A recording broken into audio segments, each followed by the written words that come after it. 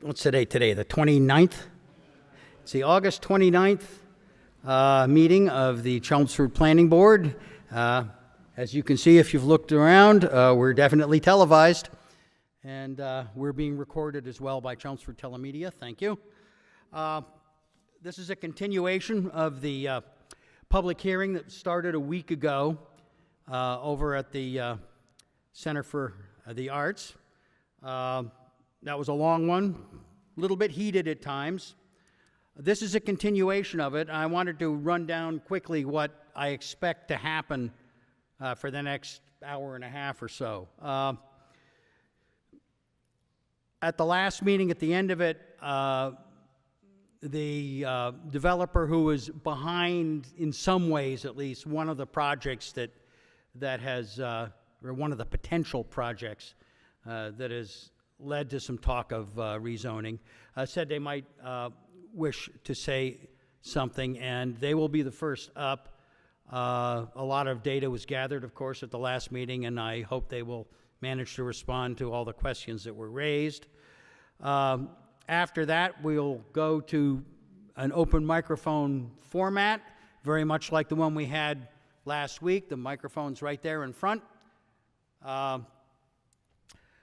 We'll try to keep that portion to about an hour. I don't anticipate closing the public hearing tonight, but at that point, we're going to have to stop because the planning board needs to have some conversation, potentially ask a few questions, and then decide what direction the planning board is going to take on this. Couple of comments when you get up to speak. A lot was said last Wednesday. Please don't repeat that. We've heard it. If I'm particularly interested in new points or new angles, things that we haven't thought of, I may, even though you line up in a nice straight line, I may actually call people out of order if it seems reasonable or justifiable for a particular reason. And then, as I said, after perhaps an hour, if that's needed, we'll stop taking public input, and the planning board will do some discussion amongst themselves, which we may potentially ask for people to say a little bit more. I don't know. But this hearing will, in all likelihood, be continued until our next regular planning board meeting. With that said, is Attorney Duchesne around? There he is. He's representing the developer who's behind some of this. One more thing before he gets up. Let me remind you that what we're doing, what the planning board is doing, is discussing potential rezoning. We are not discussing a particular project, a particular kind of store, really, or a particular kind of development. That kind of thing happens much, much later in the process when special permits are sought. We're really focusing on what's the best way to handle this area of town, Route 40 and Route 3, from a zoning point of view, and that's what we're going to concentrate on. So, Mr. Duchesne.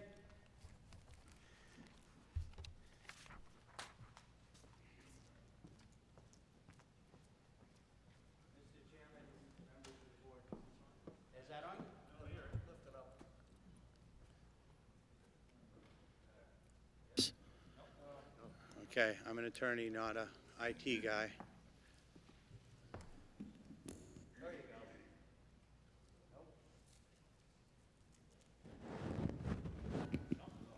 go. It says it's on, but not much volume. It's on? I'll try and speak loudly. Mr. Chairman, members of the board, good evening. My name is Douglas Duchesne. I'm an attorney with the law firm of Duchesne & Farrell in Westford, Mass., formerly Chelmsford. I do represent North Star Realty. Christopher Cox, manager of North Realty, is here this evening as well, and he would like to make a statement.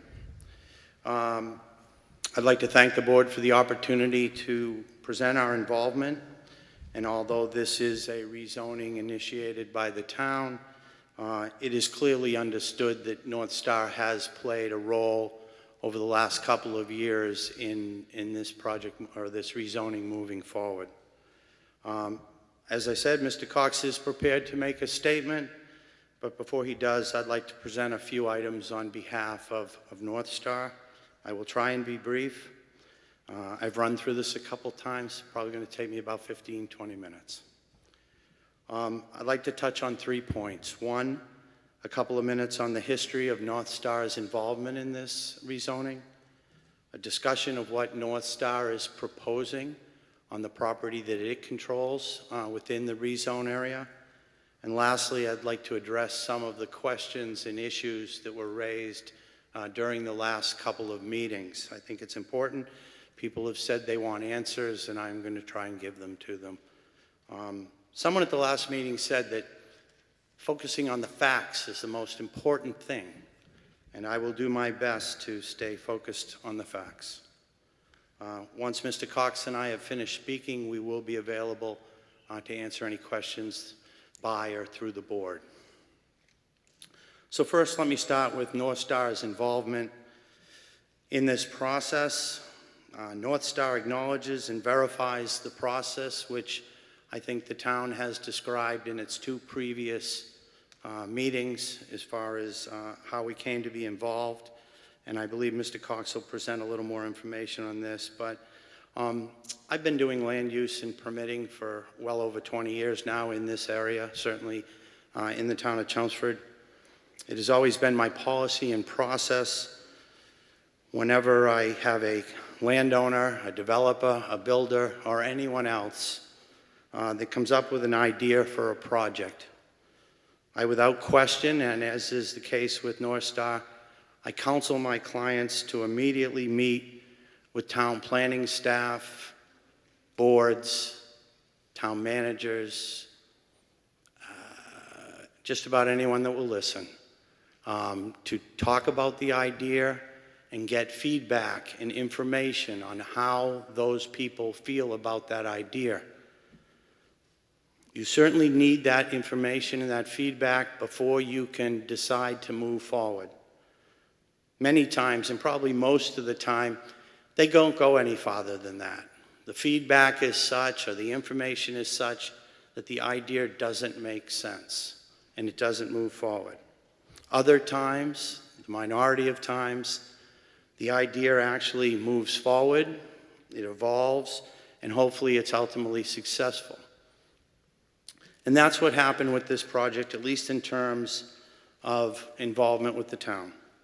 Mr. Cox, through a series of events, which I know he will describe, was introduced to the Route 40 corridor, and he saw it as an underutilized piece of property or a section of property that presented an opportunity. This is, after all, what developers do. They look for opportunity. He also learned at that time that the town was looking for money, looking to raise funds to fund a kindergarten program in town. Based on all of that information, Mr. Cox originally suggested a 40R project. For those of you that don't know, a 40R project is a state program whereby if a town designates an area as a 40R district, they are allowed to develop affordable housing, but also commercial development. So it allows for mixed-use development through this state program. One of the more important aspects of the program is that it also provides financial incentives to towns to do so.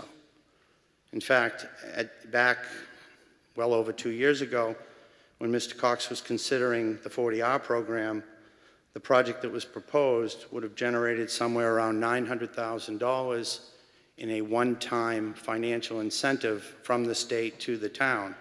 And he viewed this as a possible opportunity for funding for your kindergarten. So we posed that question and that idea to the town, to the planners, to anyone that would listen. And we met and we discussed it. And eventually, it was decided by the town that they would prefer that any development in that area be done through a rezoning. And I believe the primary reason for that was that a rezoning and then development through your bylaws gives the town a lot more control. 40 hours are great, the financial incentives are great, but the truth is the town does give up a lot of control. So it was determined that it would be best, if this area was going to be redeveloped, that it should be done through a rezoning, and that rezoning should be the task of the town, not a developer. And that's really what's brought us here today. That's how this evolved. That's how we're here. And I will tell you that that process is not unusual. It's not secretive. It is very typical. I've done it dozens and dozens and dozens of times over my career. There is no conspiracy here. This is the normal process for planning and change. The second thing I'd like to talk about is what is North Star proposing? Everyone is very curious to know.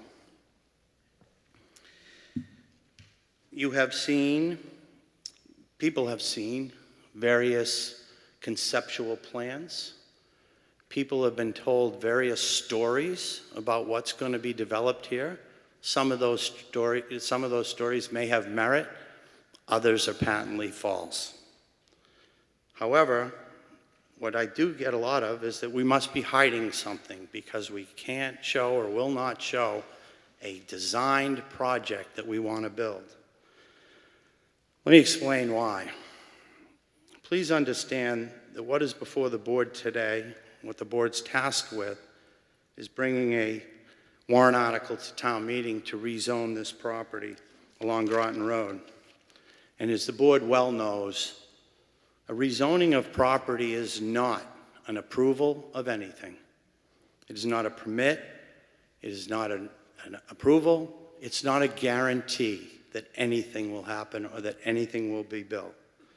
Rather, a rezoning would allow the property owners an option to propose a development and propose to redevelop the property in a manner that is consistent with that rezone.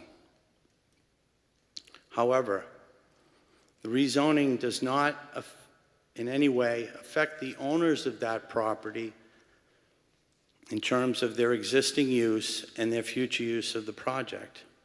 If these properties are rezoned, those owners that do not want to take advantage of the rezoning will be free to continue to use their property in the same manner they have for years, and they will be able to sell that property for future use in that manner. They will not be prohibited or stopped in any way from enjoying their property as they always have. What will happen to their property if it's rezoned is it will provide them future options for redevelopment, for sale, and quite frankly, it will result in an increased value to their property. So in no way would this rezoning take away anyone's rights, but rather it would provide them additional options and rights. So the rezoning does not constitute a guarantee of anything, nor does it approve or allow any specific project. Any landowner looking to develop their project after it's rezoned will have to file with this board. In fact, they will probably have to file with a number of boards in town. So not only would a proposed developer have to meet all of the underlying requirements of the new zoning, but they would have to get the approval of the planning board, potentially Conservation Commission, Board of Health, potentially the zoning board, and potentially the Board of Selectmen. It is these boards and commissions that are tasked with determining whether a proposed development is not only beneficial to the town of Chelmsford, but that it is protective of neighbors and the public health and safety of the citizens of Chelmsford. I can assure you, based on my experience, these boards, including this one, takes that responsibility very seriously. You hold developers and builders and landowners to strict compliance, and you do not allow a project to be built that is not protective of this town. These boards will review traffic impacts, drainage management, the adequacy of roads and utilities, impacts to neighbors, building designs, parking, egress, access, and the list goes on. And I know I don't have to tell you this, but I think it's important that these people understand what you do and that this rezone doesn't allow anything that you and other boards in this town don't later review and make sure it's done right. I can't stress enough. It's the utmost importance that people understand rezoning does not guarantee anything. It does not approve anything. And that the people that want to do something with their land after it's rezoned will have to go through a very strenuous and exacting process in order to build. And at the end of that process, there will be assurances that nothing will be done that will be detrimental to neighbors or anyone else in this town. That process, by the way, requires public hearings, process at which all the neighbors, abutters, and any other interested citizens are allowed to be part of, to input, and to make their position known. In fact, many of you will receive certified notices of those meetings. It is a public and transparent process that assures protection of the town. So, that said, what is North Star going to do? Well, North Star has actually been considering a number of ideas and proposals for redevelopment of this area if it should be rezoned. Again, many of you have heard stories, some true, some not true. You've seen concept plans, a variety of concept plans. Okay? However, unless this property is rezoned, no such projects can ever be brought forward. Therefore, while many ideas and concept plans have been developed, we in fact do not have a specific plan showing exactly what can or will be done should this be rezoned. And let me tell you why. We have actually been looking at many, many options. With respect to the land proposed to be developed commercially, we have talked to various retailers and retail developers. Now, I'm not talking Target or Kohl's or any big boxes. That's not only not appropriate here, but quite frankly, it's not big enough for anything like that. Rather, we've been talking to more single product retailers, smaller retailers, things like cosmetic stores, computer stores, telephone type store. We have talked to many restaurants of different types. We've talked to national chain restaurants.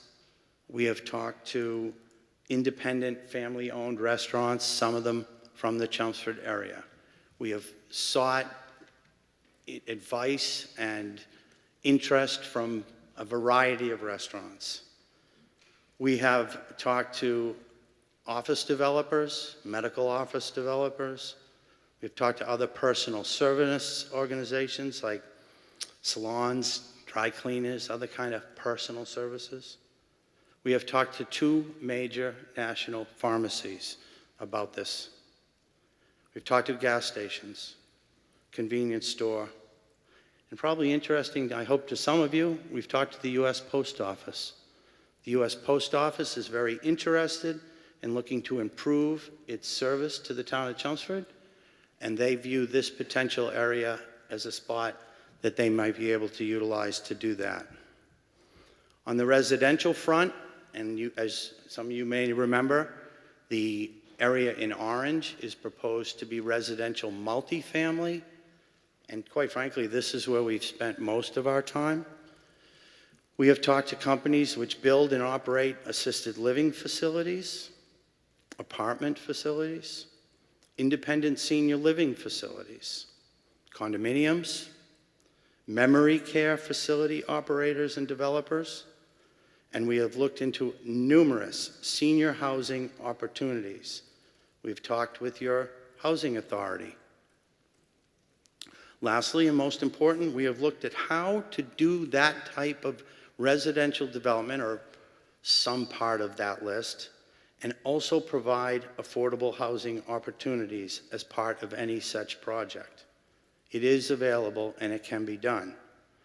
I think at the last meeting, someone made a comment that there really was no need for senior housing in the town of Chelmsford. In fact, there are 298 seniors waiting to get affordable or senior housing in this town. That represents a 5 to 7 year window at best for these people. And unfortunately, the reason it's only 5 to 7 years is that many of our seniors either pass or they have to move out of town in order to find senior housing. So I would say that it is a fact. There is a need for senior housing, and that is one of the things that we are looking to propose. Good news is that the vast majority of these organizations that we've talked to, they are very interested in coming to the town of Chelmsford, and they're very interested in this corridor specifically. The reason being is this is going to be proposed as a mixed use. It will have commercial, it will have residential. The residential developers, the assisted living facilities, the independent senior facilities, they don't want to be spaced out in a isolated area. They want to be located next to services. They want their residents to be able to access services within their neighborhood. The reciprocal of that is the commercial developers love the idea that there will potentially be some high-density housing in the area. It creates on-the-spot customers for their businesses. So it's this interdependence between the residential and the commercial that is what makes this particular artery very attractive to the companies that we have talked to. However, as I've said, until and unless it's rezoned, none of those companies are going to commit to anything, and we cannot put any boxes on the plan showing you that this is going to be a senior residential housing, this is going to be a restaurant, this is going to be a gas station. Those are the kinds of things we'd like to see, but we cannot put them on a plan right now because no one has committed, we don't have contracts, and we can't be so presumptive to say, here's what's going to happen. This property has not even been rezoned. But we have been working very hard to review and come up with those kinds of ideas. So I hope that gives you some kind of a feel of the types of things at least my client would propose to build if this property is rezoned. Lastly, I'd just like to quickly address some of the specific comments and questions that were raised over the last two meetings. You know, in my 20-some odd years of doing this, I have seen how people respond to change and specifically redevelopment. Many people are afraid of change or for their own particular reasons are opposed to it. It is perfectly understandable and reasonable for people to be that way. Certainly people have the right to be protective of their property, and probably even, or definitely more so, they have the right to be concerned about their family's health and welfare. So it is very reasonable to be asking questions about, will this affect me? How will it affect my family? How will it affect my property values? All reasonable questions, and they should be answered. What is not reasonable is when people disseminate misinformation. They personally attack developers, town officials, boards, the process, and probably the worst thing, the lawyers. But I understand people are concerned, they're afraid. And so you naturally, want to protect your position and you go after people. I'm not going to address those questions and I'm not going to answer some of the insults and innuendos that were thrown around. But I will try and answer the reasonable questions about how is this going to protect my family? How is this going to affect my property values? Probably the biggest thing we heard, truck traffic. We agree. There's a lot of trucks on Route 40. And it is problematic. In fact, I bet many of you can understand that it's really problematic for the people that live in that corridor. They are probably the most affected by that truck traffic. And although I know some of it goes through and back through North Chelmsford, vast majority of it gets on Route 3. But that still doesn't do anything for the folks on the west side of Route 3. They live with the truck traffic more than anyone. The redevelopment of this corridor to CC and RM will not add significantly, if at all, to the tractor-trailer problem on Route 40. I can't say there won't be some deliveries and things like that, but it's not going to be the tractor-trailer construction commercial vehicles that people are concerned with. Moreover, if this is ultimately developed into a high-end residential, mixed-use, commercial area, through that planning process, there may actually be an opportunity to provide some relief to that trucking problem, either through roadway improvements, traffic calming measures, or even trucking restrictions. Believe me, all of the people that want to come here and develop, they see that as a problem and they want to address it as well. So we're not part of the problem. Perhaps the redevelopment of this corridor could be part of the solution. Many questions about impacts to Lovett Lane, Burton Lane. And those go to the heart of protection of my property, protection of my family. So they are the reasonable questions. They are the right questions. It was a statement that my kids won't be able to play in our streets anymore. Well, I don't think anyone's playing in Route 40. We talked about that. So I think they were referring to Lovett Lane and Burton Lane specifically. I can assure you there are no proposals, although you may have seen an early rendition that showed access from Main Street. There has never been, nor does North Star have any intention of disturbing or coming off Lovett or Burton Lane. And in fact, there is no plan whatsoever to come off of Main Street. All of the access to this redeveloped area, at least with respect to the properties we own and control, would be from Route 40. In fact, there are right now 22 curb cuts along this stretch of road. We feel that if it's done right, that can be reduced to 6 or 7. So that would provide a lot of safety and security in that area. But again, back to Lovett Lane, Burton. There is no access proposed, and as some of you will know, if this property is rezoned this way, you cannot access commercial uses through a residential area. It's not allowed. So if it were zoned this way, that would foreclose any possibility of access through any residential area, single-family residential area, into this property. So it will not have an impact on your roads in Lovett Lane.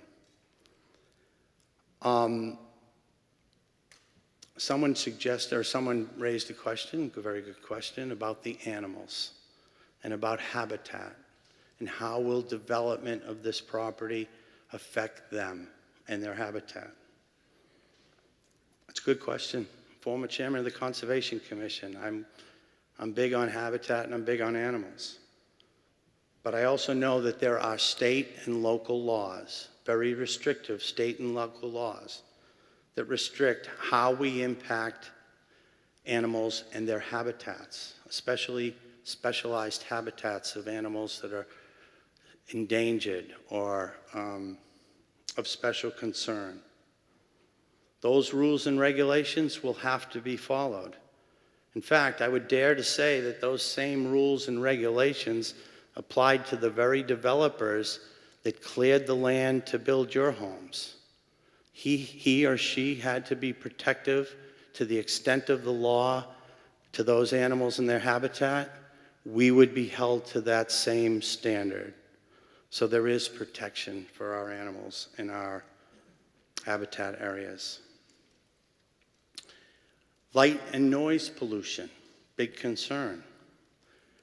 The town also has lighting and noise regulations.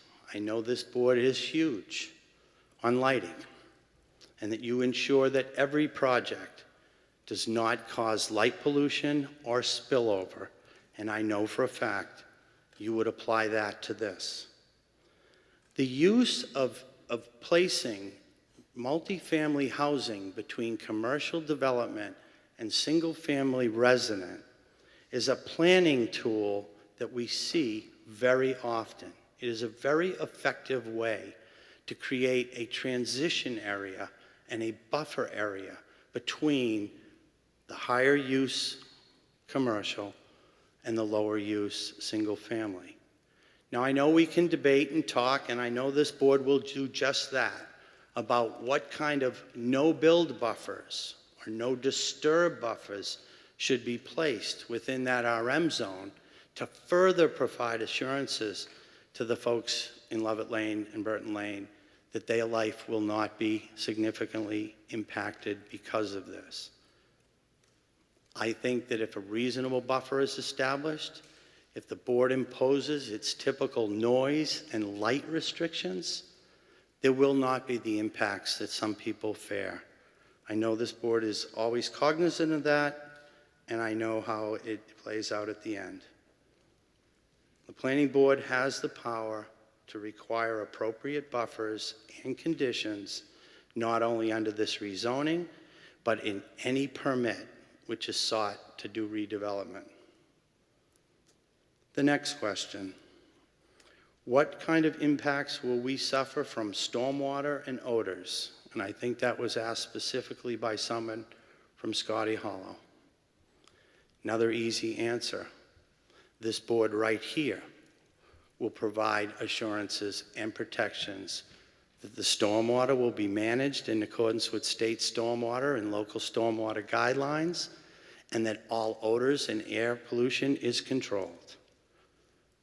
We will have to prove that. Any developer will have to prove that that will be the case, and this board is the one that will make sure that happens. So the fear of that is really not well-founded. There are protections. It will not happen.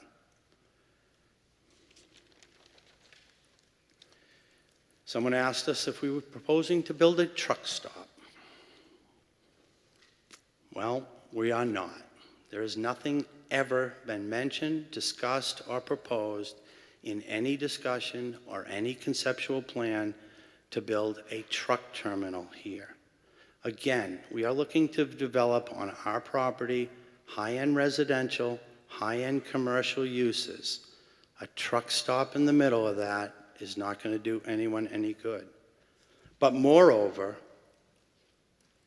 your bylaw does not expressly grant the right to build a truck stop in the CC zone. And as I think town council would agree, interpretation of bylaws under the law says that if a use is not expressly allowed within a zoning bylaw, then it is not allowed. It is prohibited. Your bylaw does not allow truck stops, nor does it allow auto sales in the proposed zoning, doesn't allow car rental, auto repair, or body shops. The few automotive uses that it does allow require a special permit from this board. Once again, this board has the right to review it and determine whether it's protective of public health and safety, and if it isn't, they will not allow it. You have that right under a special permit, and I've seen you exercise it. So, I believe that public health and safety is protected in that regard. There is no intention or proposal to build a truck stop, nor do I believe it's legally allowed. Lastly, we've been told that this rezoning and the ultimate redevelopment will ruin the neighborhood. I am assuming that people are talking about the neighborhood along Route 40. I know some people are east of Route 3 have said that, and at least a minority of owners to the west of Route 3 have said that. But you also heard from one, I guess I have to say brave, owner within this rezone who told you the story of what life is living on Route 40 and how miserable it is and how noisy it is and how disruptive it is and how it's literally intolerable and unbearable. Understand that at least half of this artery, the residential homes along Route 40, have industrial zone land and industrial uses behind them. They have Route 40 on one side, industrial uses on the other. Is that really conducive to single-family living? Is that really a neighborhood? I don't think this rezoning will ruin the neighborhood. It will change the neighborhood and provide a use that is more in keeping with what this artery has come. As far as the east side of Route 3, the impacts that I see from this development could in fact be an increase in traffic, potentially a decrease in truck traffic. But again, the planning board is going to require us to do traffic studies, environmental studies, stormwater studies, roadway adequacy studies, and you're not going to let anything get built here that it's going to further deteriorate the traffic here. So the concerns about deterioration of the neighborhood west of here, it's a good question. It's a debatable one, but I don't see it as ruining the neighborhood. As I said, you heard from at least one owner within the rezoning area. There were a number of other people here to speak, but quite honestly, they were intimidated. But I will tell you this, they all feel the same way, that this corridor has become intolerable in terms of single-family residential life. And it's very difficult. And I think some of them see this as a way out. So in summary, I would ask the board to consider the fact that the majority of the landowners affected by this rezoning do support it. I think that's important. That's not to say that neighboring properties don't have the right to be concerned and express their opinion, but the people that are going to be truly affected by this, they want it. They need it. Again, the property owners within the zone that don't support it, their uses are not going to be affected. They're not going to be required to do anything with their property they don't want to do, but they're going to have some nice options and an increased value for down the road when perhaps they change their mind. A number of speakers at the last meeting implored you to do your job. Don't do what a developer wants you to do. I agree with that. That's not what you're supposed to do.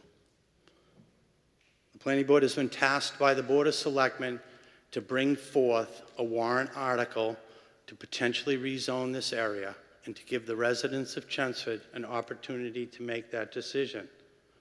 You shouldn't do what North Star wants. You shouldn't do what 20 or 30 residents along this corridor want you to do. You shouldn't do what the 200 or so opponents of this want you to do. What you should do is what you've been tasked to do, and that is to bring a warrant article proposing this rezoning and let the 33,000 some odd residents of Chelmsford, through their representative town meeting, decide for the town what is best, what is right. Not what North Star wants, not what the opponents want. Give the town of Chelmsford an opportunity to decide what's best for the town, what's best for Chelmsford. That's what we're asking. So I'd now like to introduce Christopher Cox, the manager of North Star Realty. I know you've all been waiting. The first time I met Chris, it didn't take long to find him to be a very passionate man who cares a lot about what he does. And he puts his all into it. And I mean that. He made it clear to me from the beginning that not only did he want to do a successful development, He is a developer. That's how he makes his living. They're the people that built our homes and our other businesses. He wanted to build a successful project.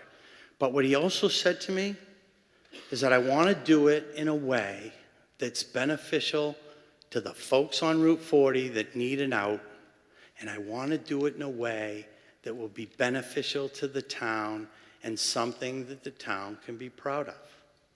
So people can accuse him of being a developer who wants to just develop the earth and with no concern for anyone else, but that's not who he is, and that's not what he's proposing here.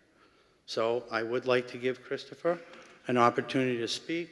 If you don't mind, Please do. I'm going to put the chair and lower the mic so he doesn't have to stand. You guys know how to do that? This is great. How about this little bendy thing? You think we should-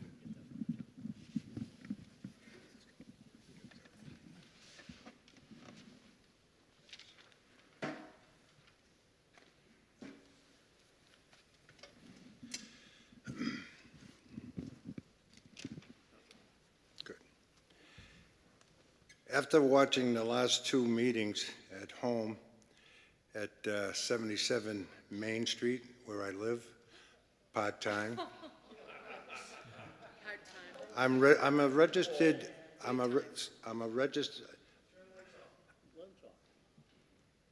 you know something? I came here at the beck and call of the planning board. I heard plenty of things. I didn't raise or come here and say things that were terribly untrue, okay? What I'm going to say, okay, and I don't know what I'm going to say, but I can tell you this, it'll be nothing but the truth, so help me God, okay? Yes, I am registered living at 77 Main Street. My license reads 77 Main Street. I voted on your last election on your split taxes, okay? And I voted for them because I believe you should have more commercial. You don't have enough. That's how I felt. Now let me begin. Thank you for inviting me to the planning board. Thank you, Mr. Chairman. Thank you, members of the board. Thank you for the people that are opponents of this, for coming out on such a hot night. Thank you for the people that are with me, that are sharing the vision that I came here with.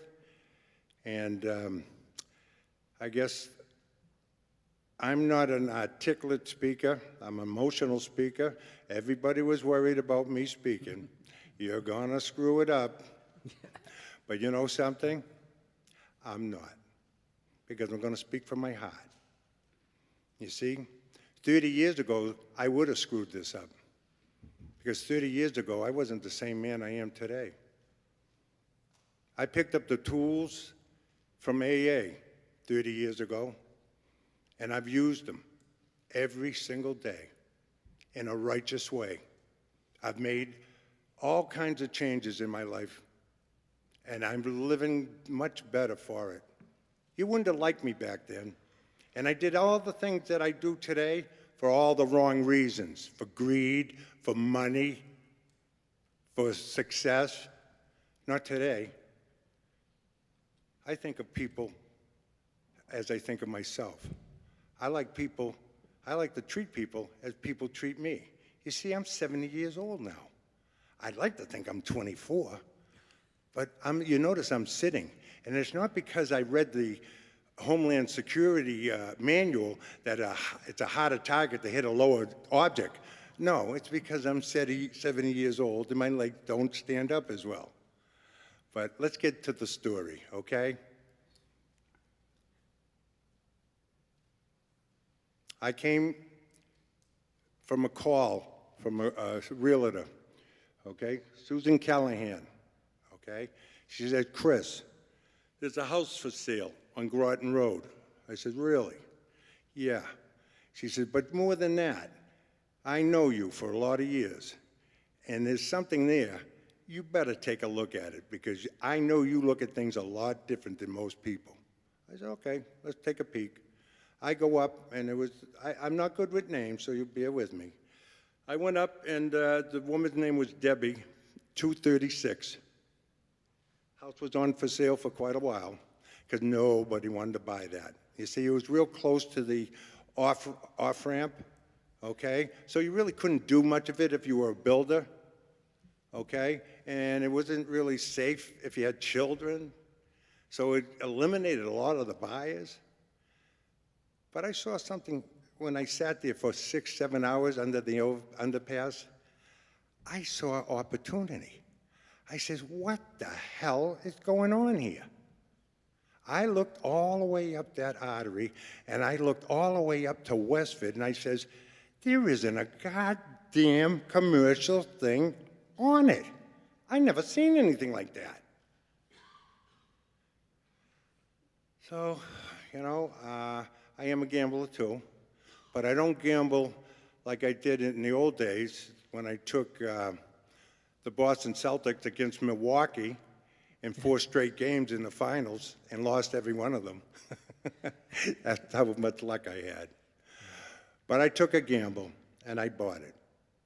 She wanted to go live with her son in Lowell, okay? So I accomplished that for her. I got a piece of property. Now I went to work. Beside that property, there was 3.5 acres that was landlocked. I went to go get that. I got it. I put it under agreement at that time. Now I grew that 1.5 acres to 5 acres. That's what I do, okay? Then I looked again, and I saw there was a 1/2 acre. When they took the Route 3 artery and took so much land at that little area with the on and off ramp, there was a 1/2 acre that the town took by a tax process. Well, guess what? The town took it wrong, okay? And the town told me, it'll take 1 year and something to retake it if you want to get it. I said, nah, I can't wait that long. I want to do a 40R, okay? And that 40R, I said, is going to help you get your kindergarten. Because I couldn't believe a town like Chelmsford, because I come from Lowell, I couldn't believe you didn't have a kindergarten. I couldn't believe you were one of 7. So you see the story's true because I know all the facts. That was an embarrassment.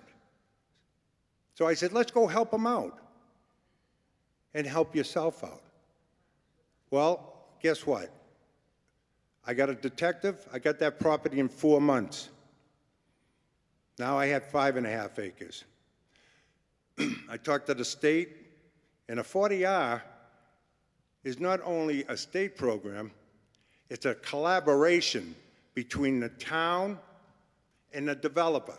It's a sort of a makeup from when they started a 40B years ago, so the developers come in and beat your brains in and did what they wanted to you.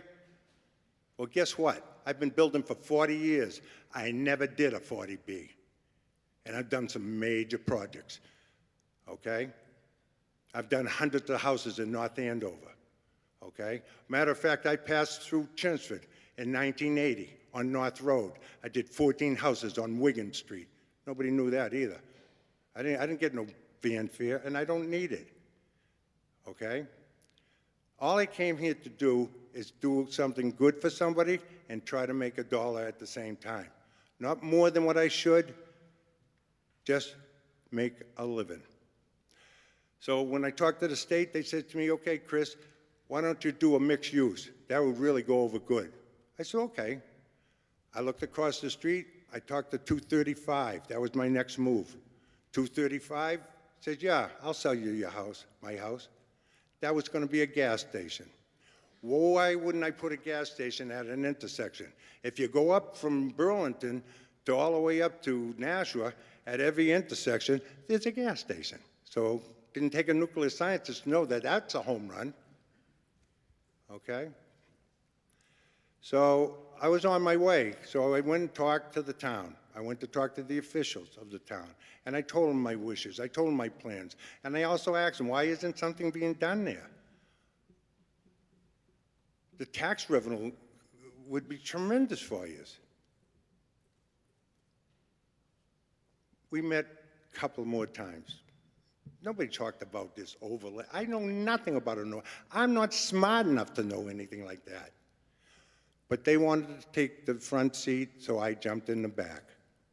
I said, go ahead, run with it. I don't care. It's your town. I'm only asking permission to do something good. Whatever I can do to help, ask me.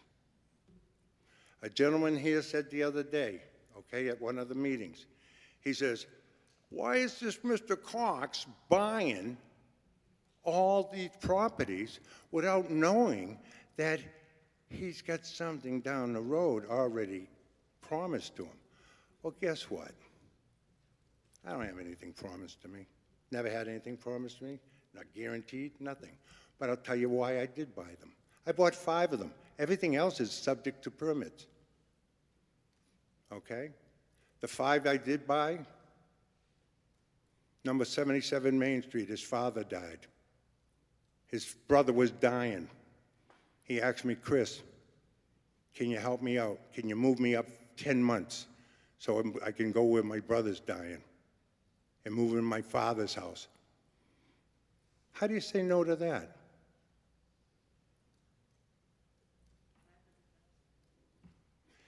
$227, a young couple, Dawn, young baby. No way. You take a step off their front stair, they're in the street.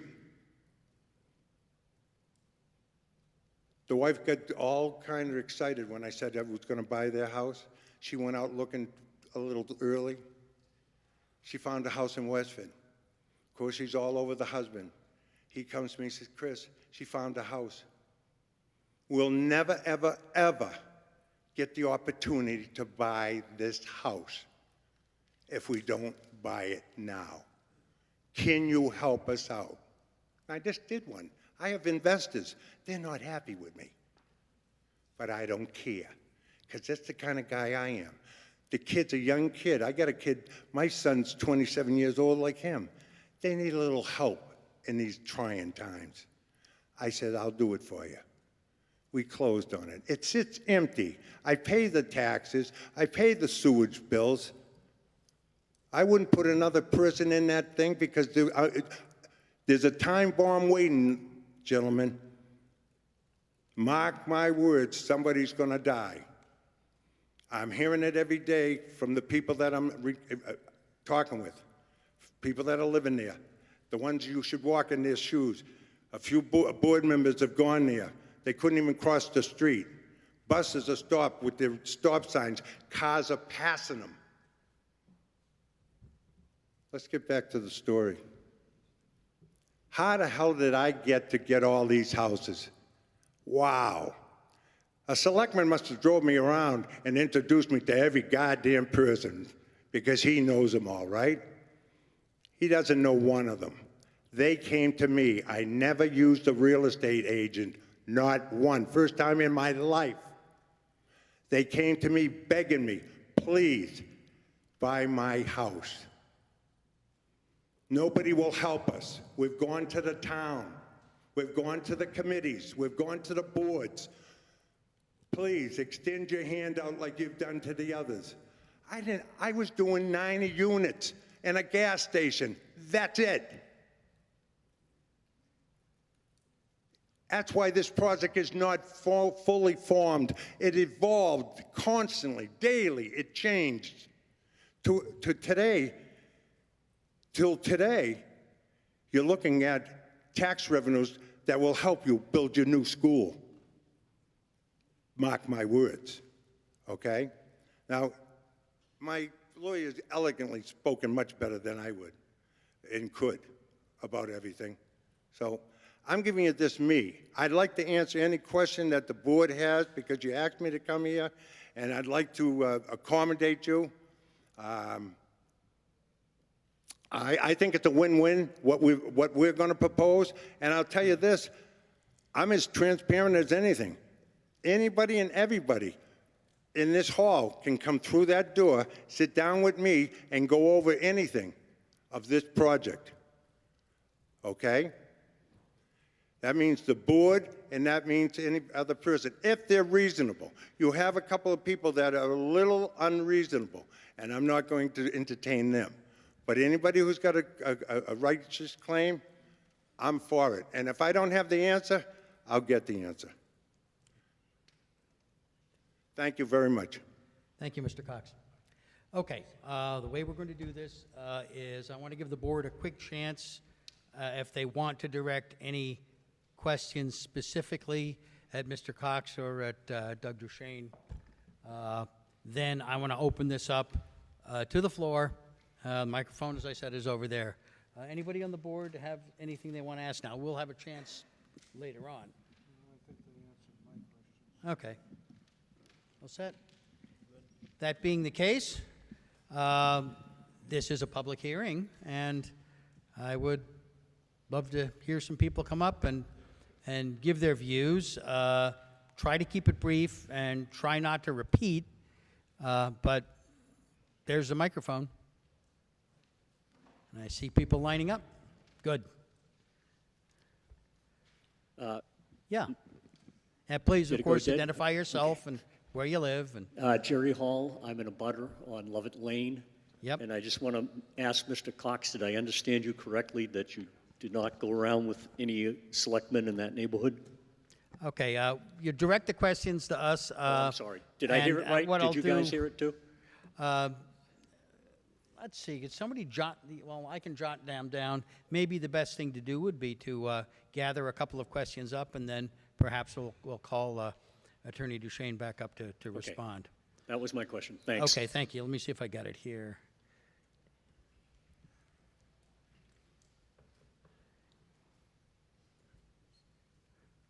Got it. I got Mr. Chairman, Peter Lawler, attorney in town, on behalf of several of the local residents. I want to start with a question or clarification. My understanding from last Wednesday's meeting is that the RM is off the proposal, is no longer part of this town's proposal.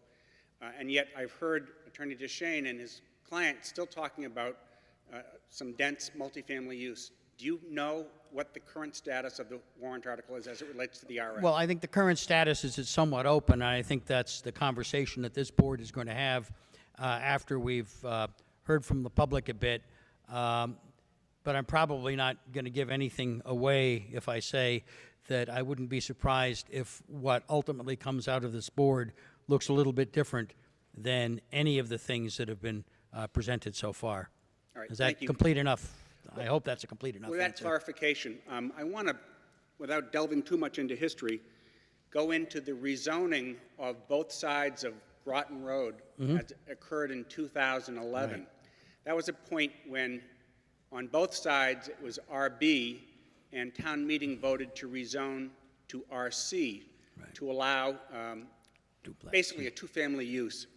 And the rationale that was offered at the time, it was in Article 19 of the 2011 Fall Town Meeting. The rationale that was argued or put forward by this planning board at the time that the article seeks to address the existing land use conflicts that exist in this neighborhood. Specifically, the segment of Groton Road is occupied primarily by single-family dwellings to the south and a mix of single-family dwellings and industrial uses to the north.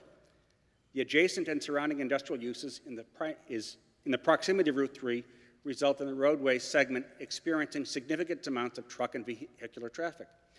Based on the above factors, this neighborhood has been identified as a good candidate for transition zoning. And it was on that basis that Planning Board in 2011, using the conversion from RB to RC for transition zoning, was allowed by town meeting.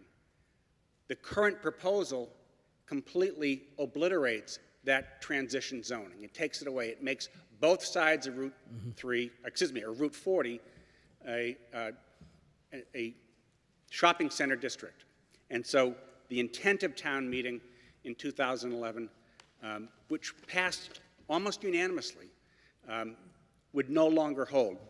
The other thing I want to focus on, because traffic as part of the town's proposal last week was very big. And so I want to focus on another client of Attorney Duchesne's, Newport Materials, who have just had approved the asphalt plant, of course, right over the border. And in the context of that, of course, Chelmsford unsuccessfully tried to intervene in that approval because of the obvious impact. But I want to bring to the board's attention some objective facts as it relates to the asphalt plant. Number one, when trucks leave that asphalt plant or from the northerly side, they may not take a right turn, meaning they may not head deeper into Westford. They may only take a left turn, meaning for this part of Route 40. Every single one. It's absolutely prohibited. Number two, the cap imposed by the town of Westford, and it's all part of their traffic presentation and approval, is 200 vehicles or 400 truck trips a day that must only come by this portion. The presentation led by Mr. McCall a week ago talked about the increasing amount of truck traffic and vehicular traffic. Traffic studies done on behalf of the developer and presented to the town in December showed, in fact, this is coming true. There is a increased, much heavier volume between 60 and 80% of all vehicular traffic between the asphalt plant and Route 3, between 60 and 80% is truck traffic now. And so I don't know, I cannot foresee how it would benefit the residents of this section of the town of Chelmsford or the town of Chelmsford generally to only augment the quantity of traffic. Finally, just to bring some additional historical perspective, nobody's pants are on fire. This is not something, the board was presented with this in July of 2018, we're now in August of 2018. It may, some zoning change here may be prudent, but you should not feel pushed into it, nor should you feel that you need to drag the neighborhood into this. This is something that should take careful, thoughtful consideration. If it happens this fall, if it doesn't happen this fall, if it happens sometime next year. Chelmsford has a history of careful, thoughtful zoning. It's what took almost a decade in gestation to make Route 129 come to be what it needs to be, and what it is going to be as far as adapting the zoning. Route 40 is no different. It's a smaller section. It's a quarter mile from Route 3 to the Westford border. But this board ought to encourage taking its time, doing it more thoughtfully, and certainly involving the residents in the neighborhood in some of the thinking so that mistakes don't get made. Thank you very much for your patience. I appreciate it. Thank you, Peter.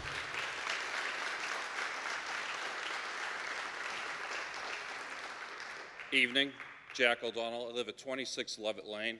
I'm a direct abutter to this proposed change.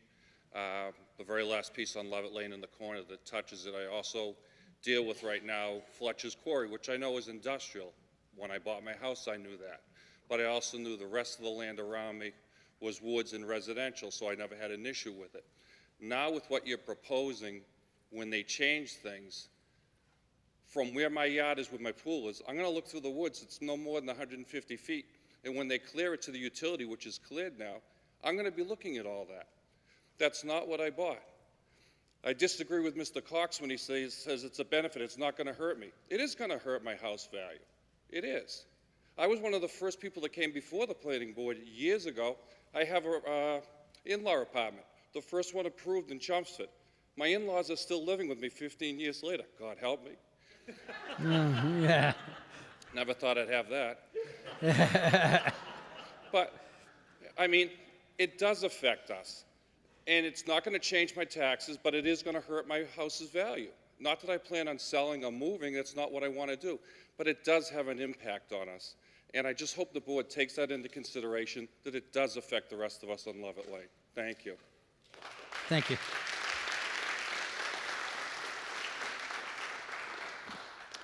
Good evening, Everett Olson, 140 Groton Road, and I want to thank you for being so patient with all of us now, the third meeting.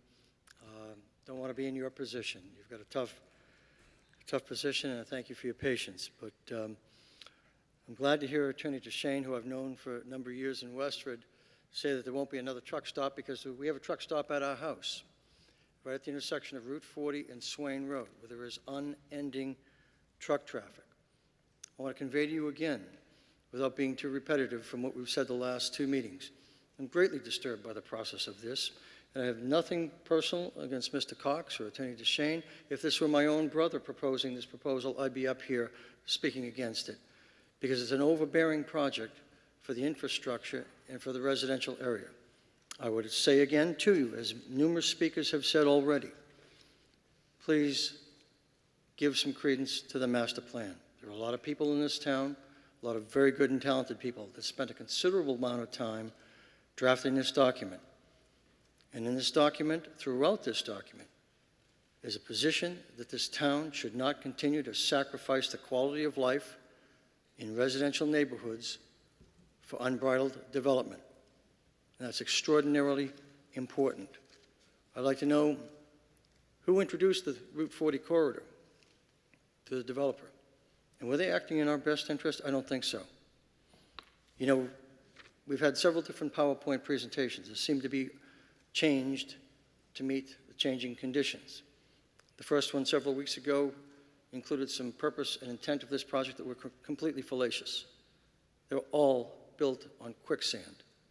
Nothing could be supported. Nothing could be supported by facts. The traffic study that was in here ends, I believe, in 2015. There's no data for 2016, 2017. I invite you once again, come over and spend a morning in my yard at the intersection of Groton Road and Swain Road. It's miserable.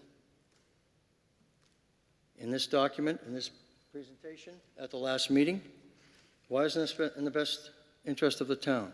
It's in the best economic interest, but I can tell you right now, if this project is built because this town is chasing revenue, 5 years from now, this town will still be chasing revenue.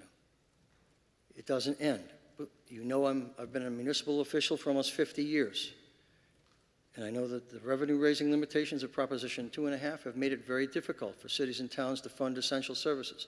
But it cannot be at any cost. The people in this auditorium right now are the people who have paid the freight in this town for many years. And I've looked on social media and a lot of comments saying, well, it's too bad. You know, things change. You're going to have to live with the traffic. Well, as someone said on social media, if this was plunked in your neighborhood, would you be taking that same position? I don't think so. If it was in your neighborhoods, you'd be up at this microphone also. Because the traffic on Route 40 has escalated tremendously. And contrary to what the assistant town manager said at a couple of meetings, the widening of Route 40, because I participated in the project review of that widening, is not for future residential and commercial industrial development in Westford. The widening is because there was a fatality at Oak Hill Road and Route 40 several years ago, and the town understood that it needed to do some improvements to reduce the risk of traffic hazards.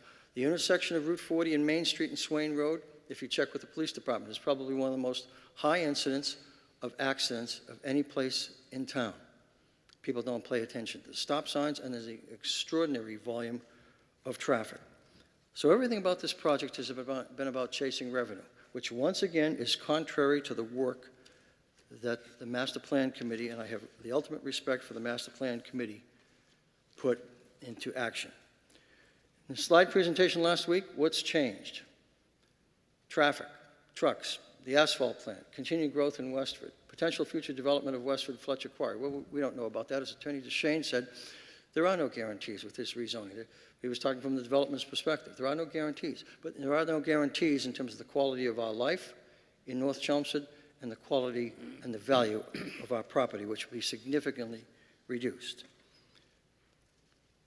All of these that were presented by the town at the last meeting are reasons that a project of this size and scope should not be approved.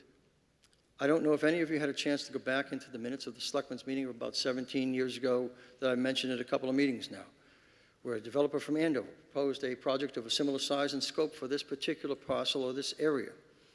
And at that time, the boards determined it was just too much for the infrastructure, that the road system was not adequate to sustain all of the traffic, and the spillover,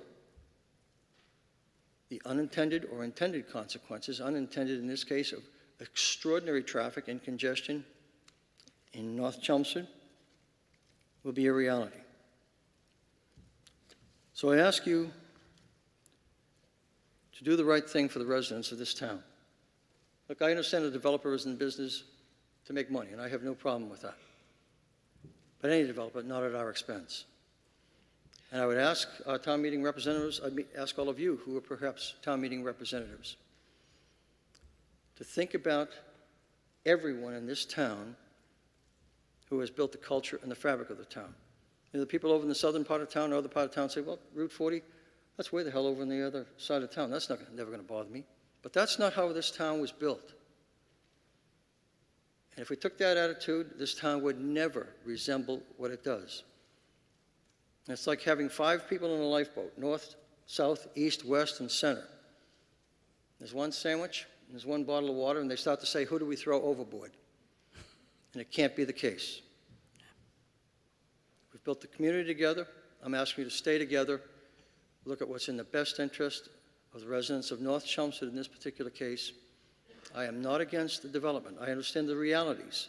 And I'm not talking about this parcel, but I'm not opposed to development that is of a proper size, a proper scope anywhere in any community, because that's how a town funds essential services. But please,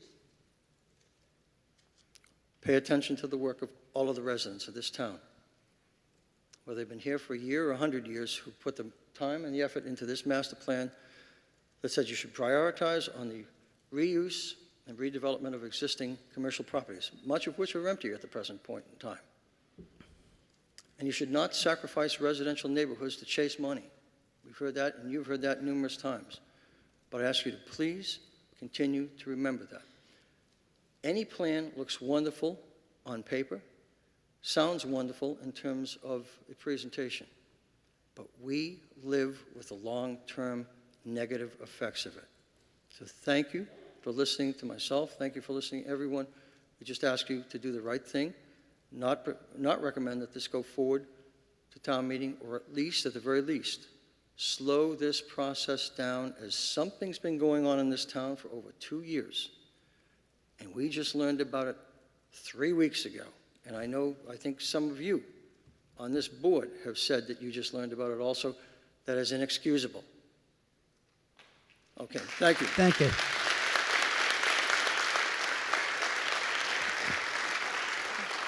Hi, my name's Patty Goodwin. I live on 13 Dennison Road, and I'm not on top of this project, but it is going to affect me. It's going to affect me with my children for school.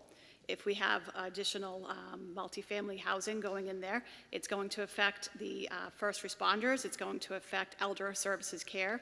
There was a statement that was made that it was going to help stabilize tax rates. How is it going to help stabilize tax rates when someone turns around and says, well, great, you have all this tax, but now you have all these other additional children, and we have all these additional seniors that need help, and we have all these additional people we need police support for. So guess what? My tax rate's going to go up again.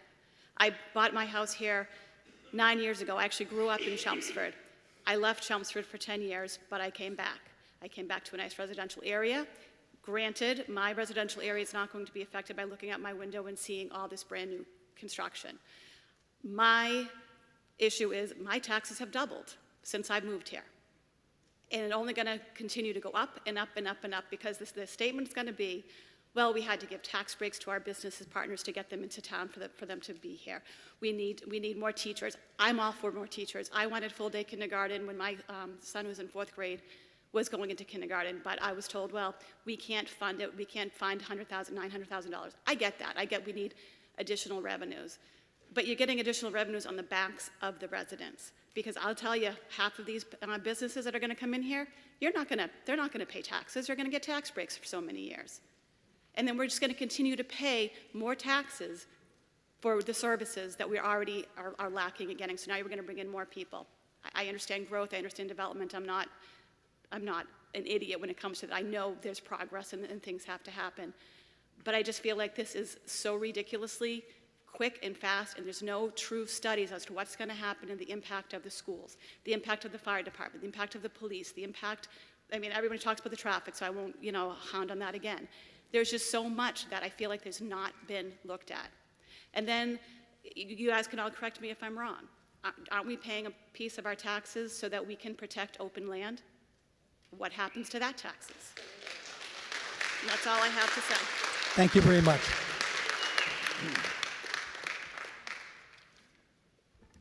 Good evening. I'm Mike Walsh. I live at 7 Burton Lane, and I'd like to thank you for your patience again last week and the week prior to that, and then again tonight. And I understand it's not easy to be up there at that board. I'm a little disappointed tonight not to see a plan. We were under the impression that we were going to see some vision, actual visuals, and to see just the same zoning plan, it's a little disappointing to just hear a lot of words and ideas and nothing in print that's being passed around to the neighborhood. It would be nice to know, Evan, if the articles that Peter mentioned earlier are up for review. We don't know if we're reviewing the articles from August 8th or we're reviewing from August 22nd. Are they going to change tonight? What are the setbacks? What are the heights? Because the question last time we talked about was the height was 35 feet, the maximum of 3 stories. The presentation last week had 5 stories. This property, I'm a butter to this property. As some of you have seen in the backyard, towards the end of that chair, the first row, there's going to be a 5-story apartment that's being proposed from one of the beautiful plans that we've seen already. So I'm surprised we just haven't seen one tonight, because they're out there. And so I just have a couple of questions on that.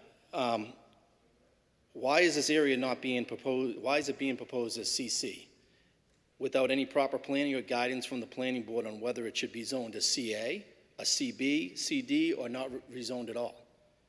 Shouldn't we be looking into use the chart and envisioning what best meets the needs of the community? Shouldn't we be doing this type of planning as part of the master plan, which will come up again in 2020, which we've heard? I'm a little confused, Evan, on, we're currently in RC. You're proposing on that backside of by the abutters an RM. And if it goes to RC, maybe you can answer this, it looks like he's looking to put in at least 250 units of high-density housing. Under what zoning mechanism or provision is he going to be using to achieve this density? If it goes from an RM, if it even stays the same as an RM, he can do that. But under an RC, if it stays the same as you proposed last week as a buffer, what mechanism can he use to get a high density in there? Well, yeah, go ahead and address that one. I think that one's fairly So straightforward. to answer your last question first, RC would not provide any zoning option to allow multifamily. It would allow 2-family. It would have to create frontage via a new road in order to create buildable lots. Right. It's simply zoned as RC, it's just raw land. So if you say at RC, where it is in the yellow there, and commercial, as you proposed last week, wouldn't this gentleman be able to use a 40R to No, put 'cause high density in there? No, a 40R requires a town meeting action as well. But he could, if he gets town meeting approval, could he put a 40R unit in down the road? Anyone could propose any rezoning.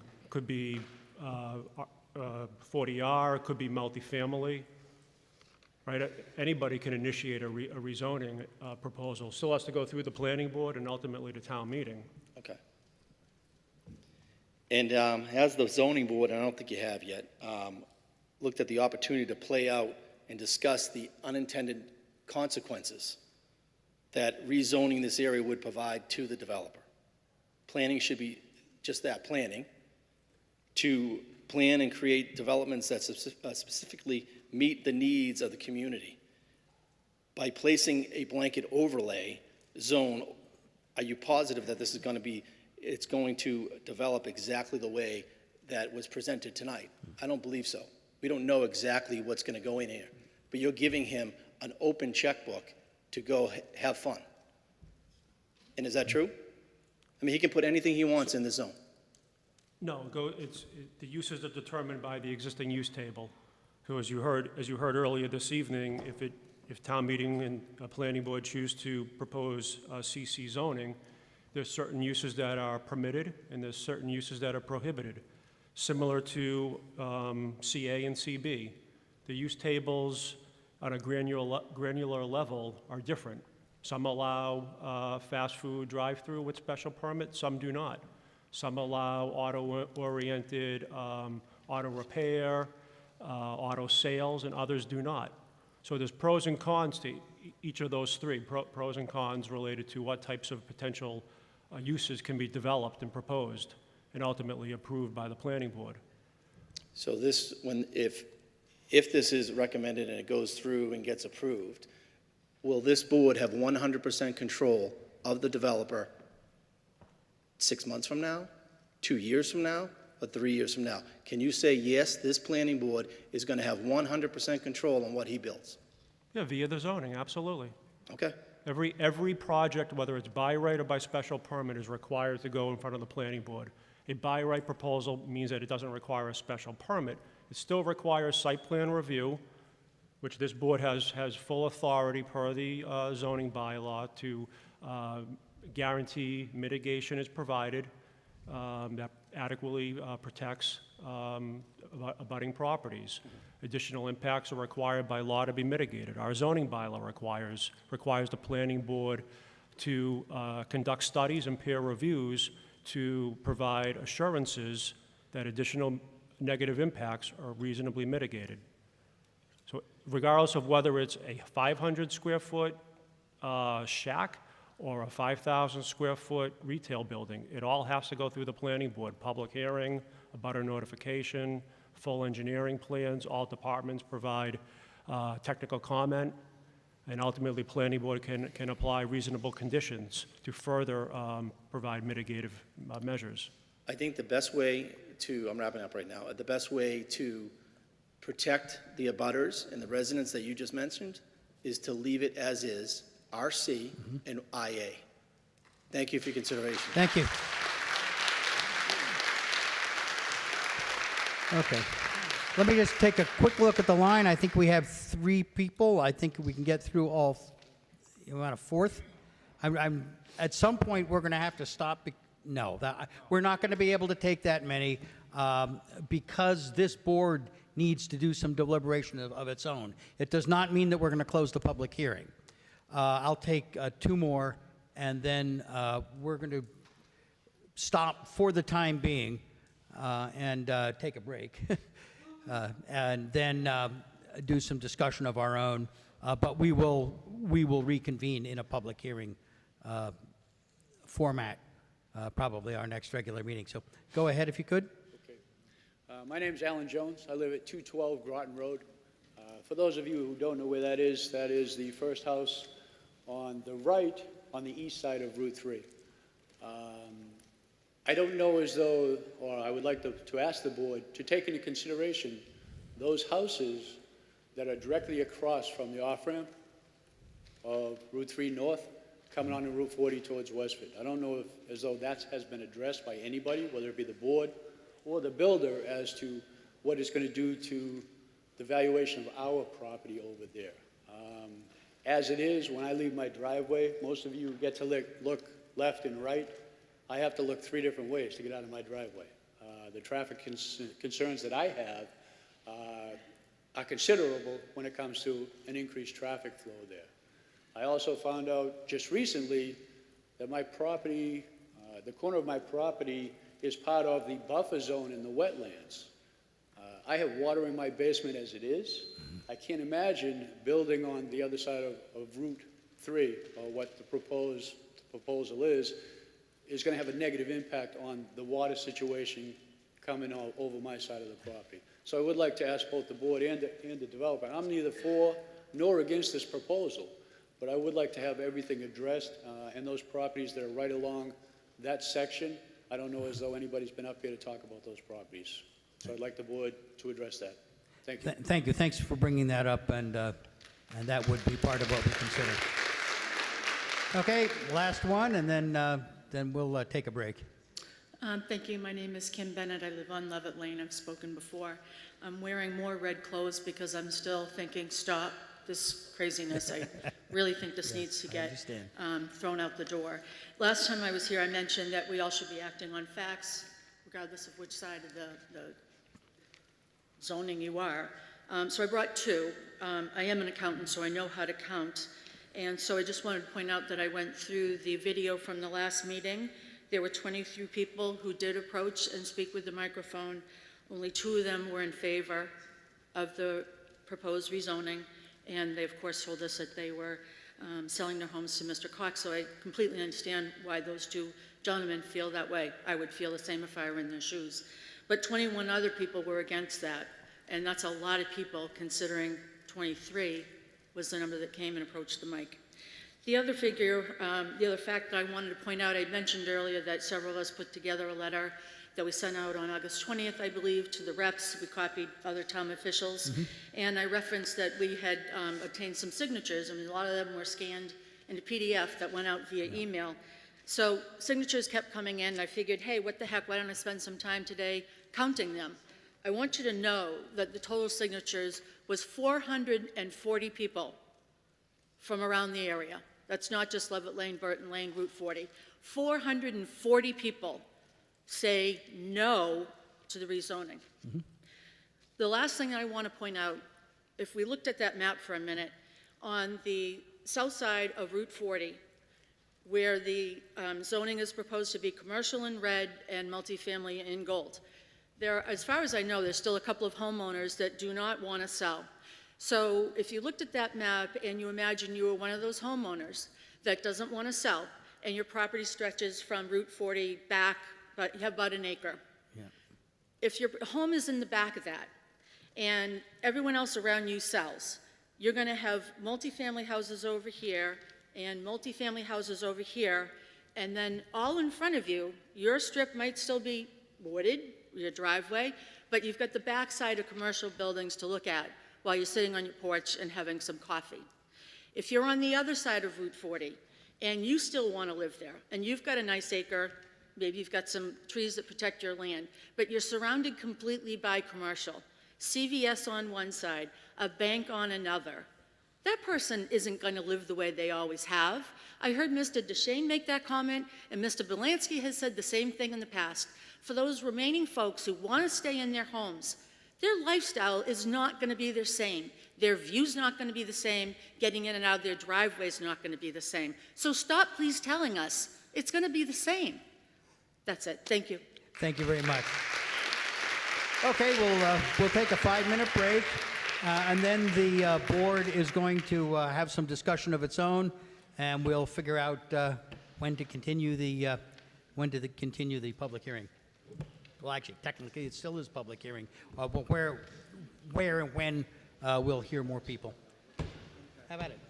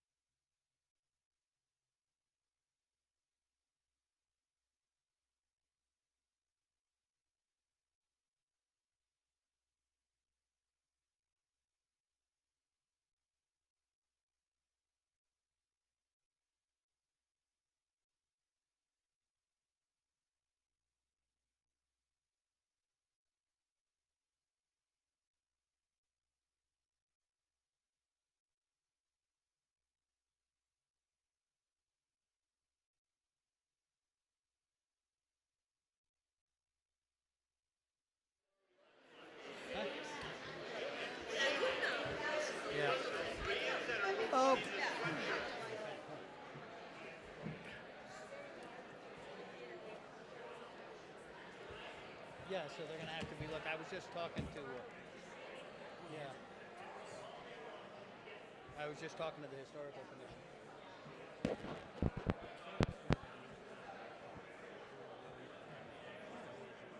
But we're not, I mean, we're zoning, we're not approving a project. Yeah. May not, yeah, Yeah. nothing, you may not have a factor in the future. You're right. You're very right. Are you guys all ready? Somebody want to turn us back on? Hello out there. Who's on the audio board? Can you talk to him to tell him to turn the mic on? He's Yeah. ready to go live again. Yeah. Want to get telemedia's attention? We're ready up here. I don't think they can hear anything. Mike, try it. There you go. There we go. Thank you. Okay, we're getting ready to get back at it. Do you want the articles up? At this point, we've taken a lot of good input. We will take some more at another time. Thank you very much to everybody who has spoken. There actually was a fair bit of meat in what was said by everybody. At this point, the planning board needs to get some, pick a direction for what we're going to do. And because I'm sitting here in the middle, I guess I get to talk first. I think there are a couple of things we, the board, should discuss. First, maybe chat a little bit about just what our vision might be for this area. Let's be honest, the area has got a lot of traffic coming through it. It has nothing to do with the town of Chelmsford. It's coming from Westford, it's coming from Groton, it's going to come from this asphalt plant. There are issues up there that need to be addressed, and they're going to need to be addressed with zoning. Not necessarily this minute or even this fall, but they're going to have to be addressed pretty soon in the interest of all the people who live up there, particularly the ones that live on Groton Road. So that said, we can look at this area and say, do we want to see multifamily? Are we looking at industrial office? Are we looking at commercial? What kind of a mix do we anticipate? And I think we should probably talk a little bit about what our collective vision might be. Then I think we need to talk about a direction to take, and the direction could go a couple of ways. We could simply out and out reject the existing proposal. We could accept the existing proposal. I'm not sure I'd recommend either of those two. Or we can discuss modifying and refining, maybe changing very substantially this proposal with or without delay, but in any case probably with input both from planning board and from some of the community that are directly involved. So with that, let me start out with what do we think that area ought to look like? You start, you're looking at me. Yeah, I'm looking at you, Henry, 'cause All right. you're brave. And this is our planning job, after all. Yeah, I can see something coming there, and I hear a lot about what you're saying, and we may have to look at doing something like what happened on North Road as far as restricting truck traffic beyond Route 3. There's going to have to be something done to help the neighborhood.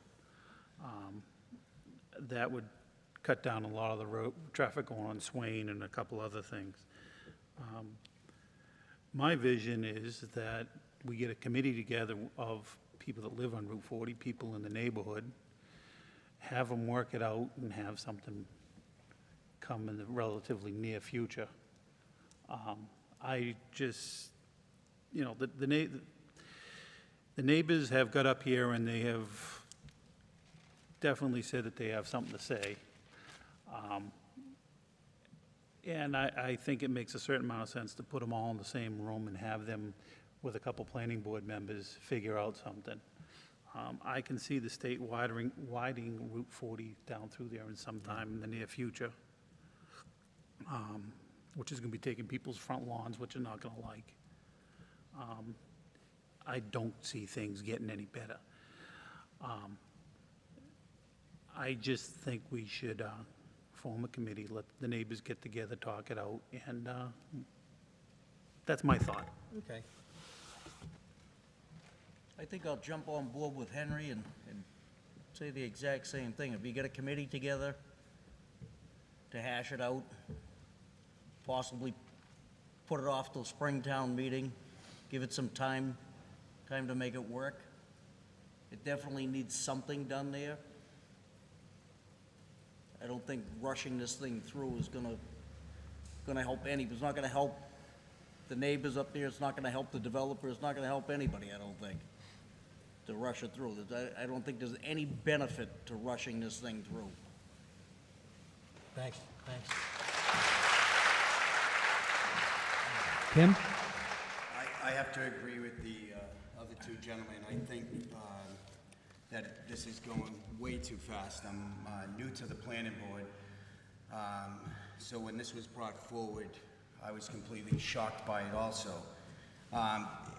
I think we definitely need time for everyone to digest and really see what the residents in the town can come to an agreement. So that's where I stand. Don? Thanks. It's safe to say that what's come before the planning board caught us off guard. And I'm not sure everybody out there really acknowledges that. But the planning board's role in the town of Chelmsford is, as a land use manager, is to create zoning that best reflects the town of Chelmsford. That is everybody in this room and the 32,000 other people that are sitting at home watching on TV. So therefore, my suggestion is certainly it's time for the planning board to roll up our sleeves and do the work that we're actually expected to do. And that is to create the zoning that best reflects everyone's interest. And in so doing, I believe that the three other members that preceded me, they're on the right track creating a subcommittee. Keep in mind that whatever we do put together, it needs to go to town meeting, as you know. And we are not the legislative body of Chelmsford. We certainly want to put together a plan that best reflects your interest and the town of Chelmsford's interest so we can guarantee, hopefully, passage at town meeting. So therefore, we do need the time to look at this, and we need your input. So I agree with Glenn and Henry and Tim. We need step back, bring it towards Springtown meeting. Okay. And Nancy? Oh, I'm sorry. Oh, missed you. Go ahead, Hank. Yeah, I agree with you guys. I think we should slow it down and look at everything. But my point of view is I want to protect the neighbors abutting Lovett Lane and Burton Lane. I don't want to see the south side, and I know I'm speaking prematurely, but the south side of Groton Road, I'd like to see something different on there to protect the residents there. But I do think we should prolong it to the Springtown meeting.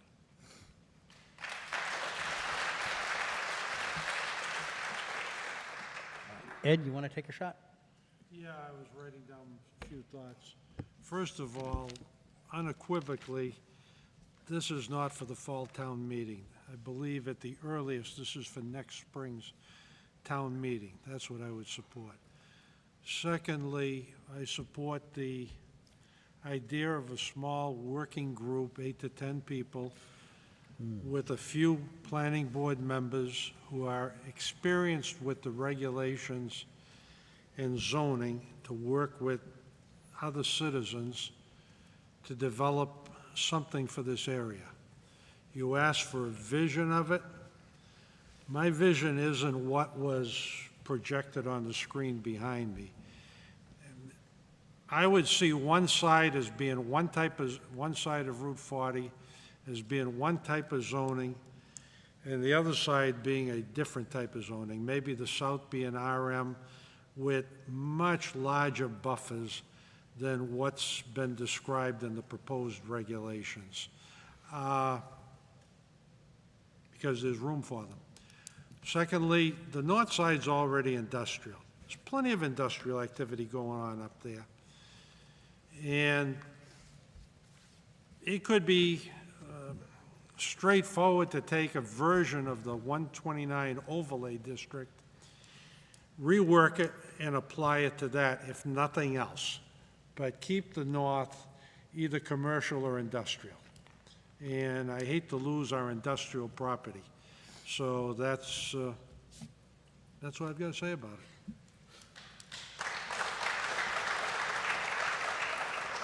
Nancy, and I know you've got some, you've actually got some data.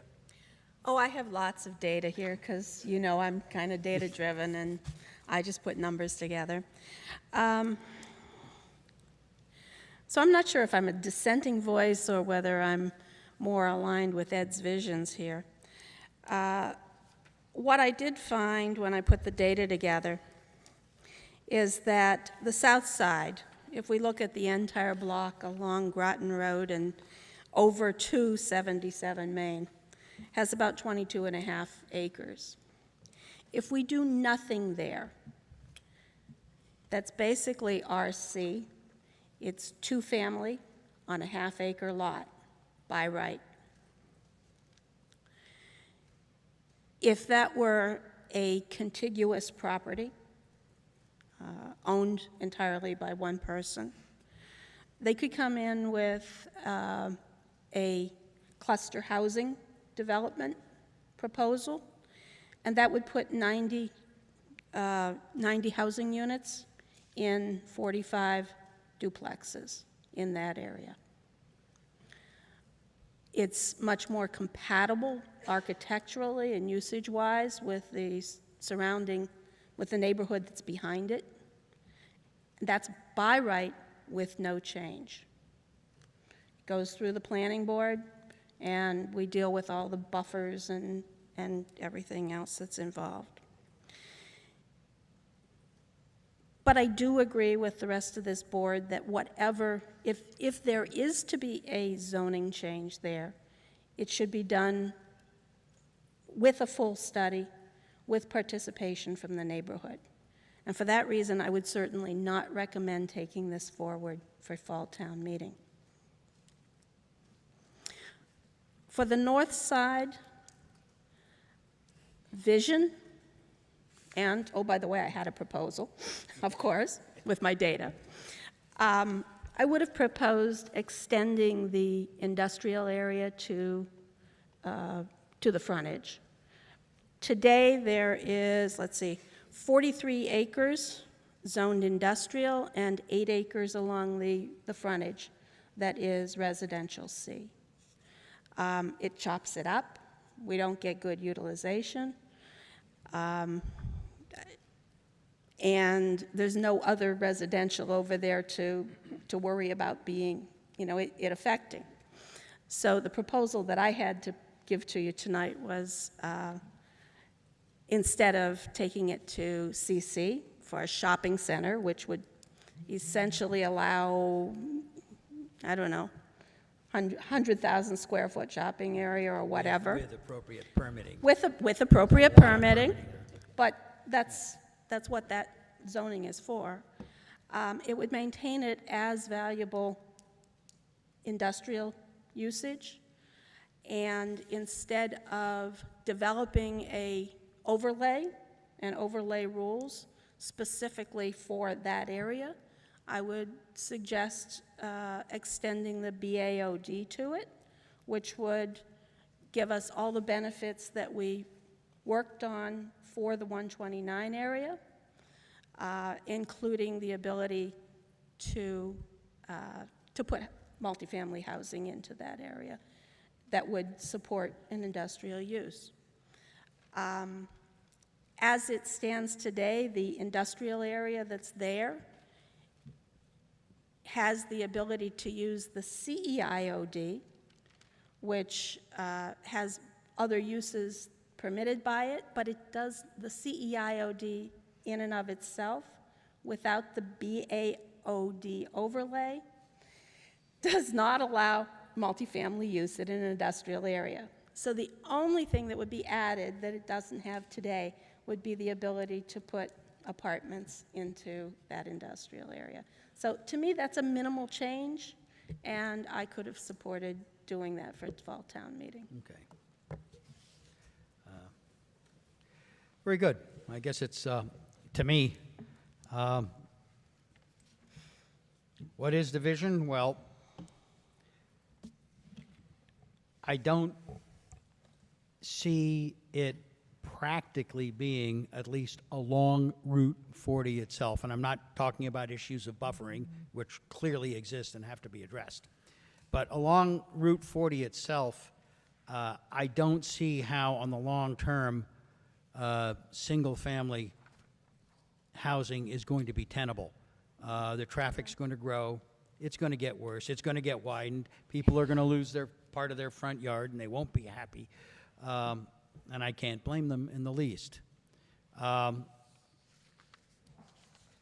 Beyond that, I think there's several very interesting visions here, all of which could work. And I think if properly drafted, we could probably come up with something that does a fairly reasonable set. Now, I will say that I've seen enough things delayed in matters like this and matters involving town politics. And I don't think that this should be delayed any farther than spring. I would like, if it were possible, I would actually like to see this in the fall, but to be perfectly honest, I don't see how that's practical, given the fairly late start that this committee actually got, and the diversity of opinion that there appears to be in the area about what to do. So I'm perfectly okay with getting a committee together. I wouldn't make it 8 or 10.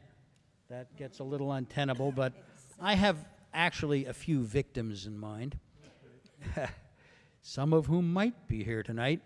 But it occurs to me that a couple of members of the planning board, probably one from selectmen, and probably 3, 4 from the area, including both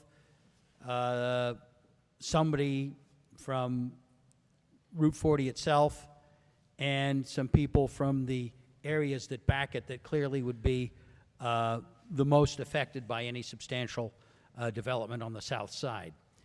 I am perfectly happy to put that committee together, and of course, because I appointed, I get to be sort of ex officio and I can go to the meetings. And let me, I won't propose that tonight. I would probably put a slate together and have it at our next planning board meeting. I do want to let our town council have a chance to pipe in if he sees any issues with approaching it this way. Mr. Chairman, thank you. No, there's certainly no issues with approaching it that way.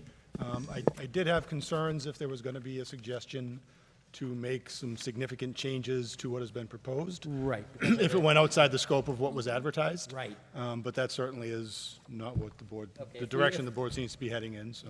Thank you. Okay, so if we push this to something that we intend to have prepared well before spring town meeting and bring it spring town meeting, you think that That's certainly that within, comports with, that's within your authority, certainly. Very good. Thanks a lot, Paul. Ed, you wanted to say something more? Yeah, I just want to point out, I guess remind everybody and share with the public, the 129 overlay district had 2 births. It took almost 3 years to get that put together. A lot of discussion in a subcommittee and then with the full thing, full board. So this process is not a short process, it's a long process. We actually had started the 129 overlay district, we had public hearings on it, and because of the public hearings, we withdrew it from town meeting. And then, a year or 2 later, we came back with a better version that went through. So I just want to sort of point out to everybody that this type of zoning takes a while. for it to be put together. That's true, certainly if you do it right. I must say the experience of doing 129, which many of us were deeply involved in, is going to help a lot. Many lessons learned on that activity. Yeah, exactly. Yeah. Okay. It sounds as if we're gelling around a particular plan and direction. That said, yeah, perhaps. Yeah, I. Close the public hearing for that? No, I don't think we should close the public hearing just yet. Okay, well, why don't we continue it to the next Okay, meeting? I think we should wrap this up and do any appointments if they're going to be made after we close the public hearing, and do so at our next planning board meeting. I think that would be the most sensible if there are any last minute Okay. thoughts or ideas that people come up with. I know many of the things that were said assumed that what was up on the screen was exactly what was going to be presented on the warrant. Now that we've made a little bit of a shift in direction, perhaps some of those concerns are not as immediate as they were. Okay, That's what I'm hoping. Let me make a motion that we continue the public hearing for the, I'm going to call it the Route 40 rezoning article, until our next regularly scheduled meeting, which is, and I don't have it in front of me, the first regularly scheduled meeting It's 2 weeks is from now. September. Yeah, I think it's the 12th. 12th. September 12th. I'll second that. We have a motion, we have a second. In favor? Aye. Okay, that's what's going to happen. I hope that allays some immediate fears. Do you want to make a motion to withdraw this article? Well, we aren't in a position to withdraw it, I don't believe. We're the submitters. It's your We are? Is it We're the actually submitters. ours? We're submitted by planning board. Oh, I didn't realize it was put up that way. Okay. But if you're Well, going that's to the withdraw modified. the article, then it wouldn't make sense to keep the hearing open. That's right. Yeah, it wouldn't. All right. There's still some activity here involved in finding a committee and getting a committee. I think the sensible thing for us to do is to resolve this at the next meeting. I think we've given a strong hint of how we're going to resolve it, but as I go looking for committee members, Lord knows what I'm going to find. Okay, let's stay with the continuation and leave it at that. Okay, now, what time is it? My goodness, 8:30. We could probably get, remember, we've got 4 more motions for town meeting that we have to consider that we haven't even touched on yet, although fortunately they're fairly simple ones.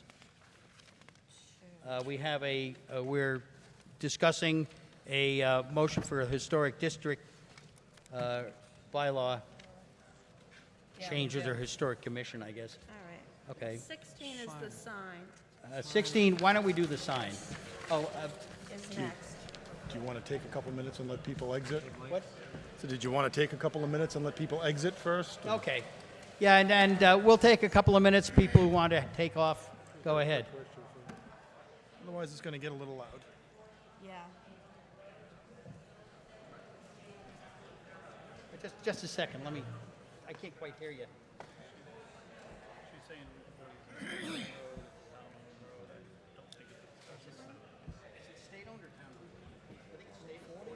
It's a state road. Yeah, we have like It's state-owned. We have no control on it. We have no control. Did you say it's not? There you go. Okay, I'll look into that. Yeah.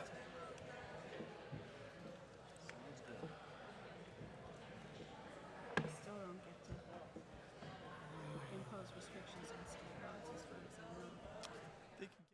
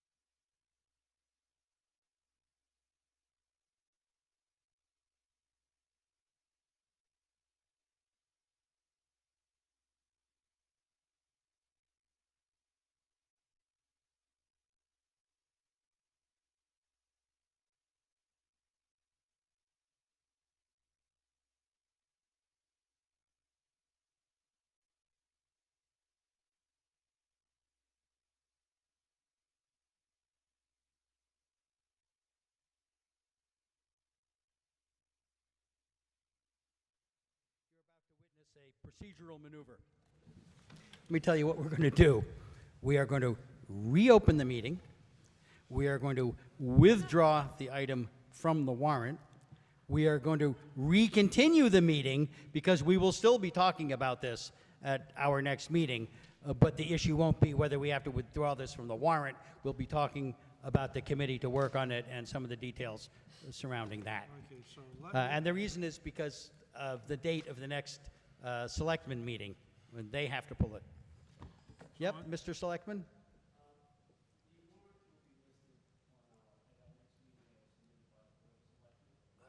Okay. Mike? Is it still working? Is it still working?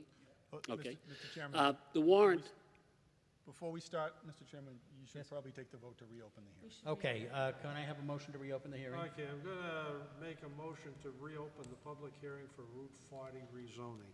Second? I have a second. All in favor? Aye. Aye. Opposed? Okay, we're reopened. the warrant that's listed at our next meeting Yep. will be listed as submitted by the Board of Selectmen. Yep. And based on your discussion tonight, we will remove it from the fall list. Okay. So do you need our removal to do that? No. Because we should vote not to. Okay, because We the should vote to copy we withdraw. had us You as a can, submitter. you can vote that way, but we would remove it based on your discussion Okay. tonight. But vote on it anyway. Okay. I'll make a motion that we remove the proposed zoning article that we've been working on from the fall town warrant, submitting it to the selectmen for the fall town warrant. Look, we're moving it from there. Second? In favor? Aye. Opposed? Now, another one, motion. Okay, now I'm going to do it all over again. I propose that we close the public hearing for Route 40 rezoning and No. excuse me, continue it. Continue. Continue it. Yeah. You got me going around in a circle here. That we continue the hearing for Route 40 rezoning until our next regularly scheduled meeting, September 12th. Thank you. I have a motion, second, in favor? Aye. Opposed? Done. Boy, I'm glad you're here, Paul. Okay, we are now looking at the other four zoning articles on the warrant. Let's see. Let's do the flags. This is, So that's Article 16. So Okay. if you recall, the last time the board had a discussion on this was, I think, at least 2 or 3 meetings ago, prior to the public hearing, advertisement running, and obviously prior to the zoning public hearing opening.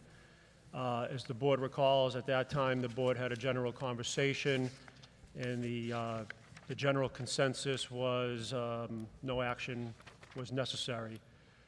Since that time, the Board of Selectmen, as well as the town manager, have had a chance to continue to process the proceedings.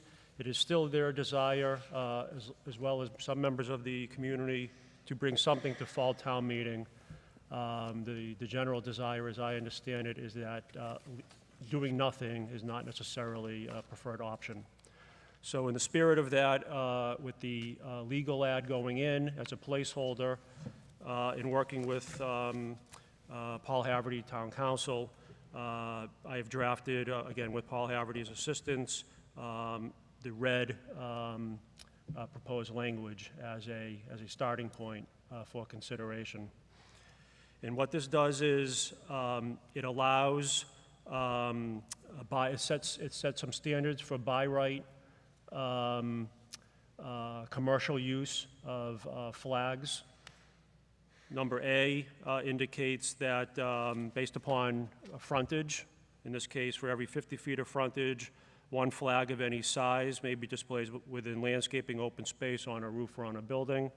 Again, this is by right, nothing to do with commercial promotion. B refers to mini flags, flags that are under 1 foot in pole height, shall be allowed without limitation, located on landscaping and open areas. And then there is a proposed definition as to what a flag would mean for purposes of A and B. Okay. This, just for clarification, again, this only pertains to governmental entities, not insignia of a Burger King or, a private entity, but governmental flags. Essentially, it's basically not regulating it for related to commercial promotion is what's being proposed. Thank you. Yeah, Paul, you've reviewed this. I mean, this is a sensitive area in constitutional law. It is, I, assisted in the preparation, and I feel and confident that it would pass Excellent. constitutional muster. Okay, then we'll take it around. Nan? I was one of the people that was opposed to making changes, but looking at this verbiage, I actually like it a lot.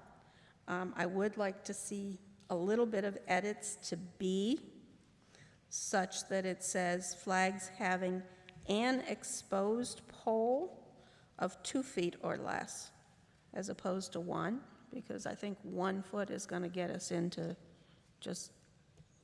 I think it's going to be too restrictive.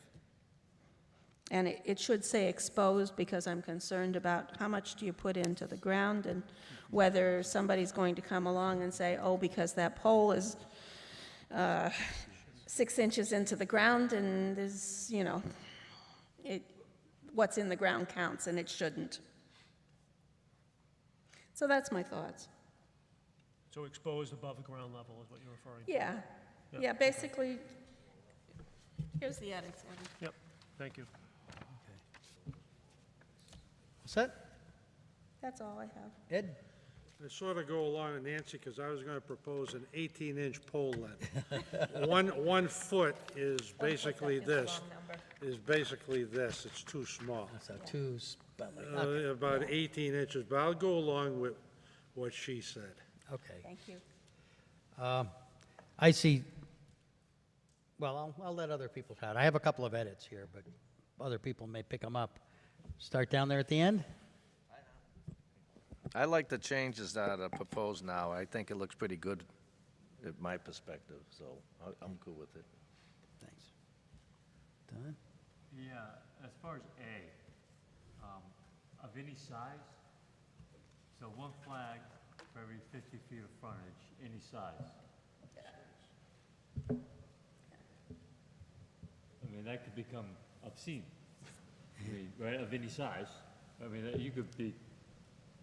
So the larger the flag gets, the taller the pole needs to be for structural support. At a certain point, the entity installing the flag is going to have to account for public safety, structural integrity.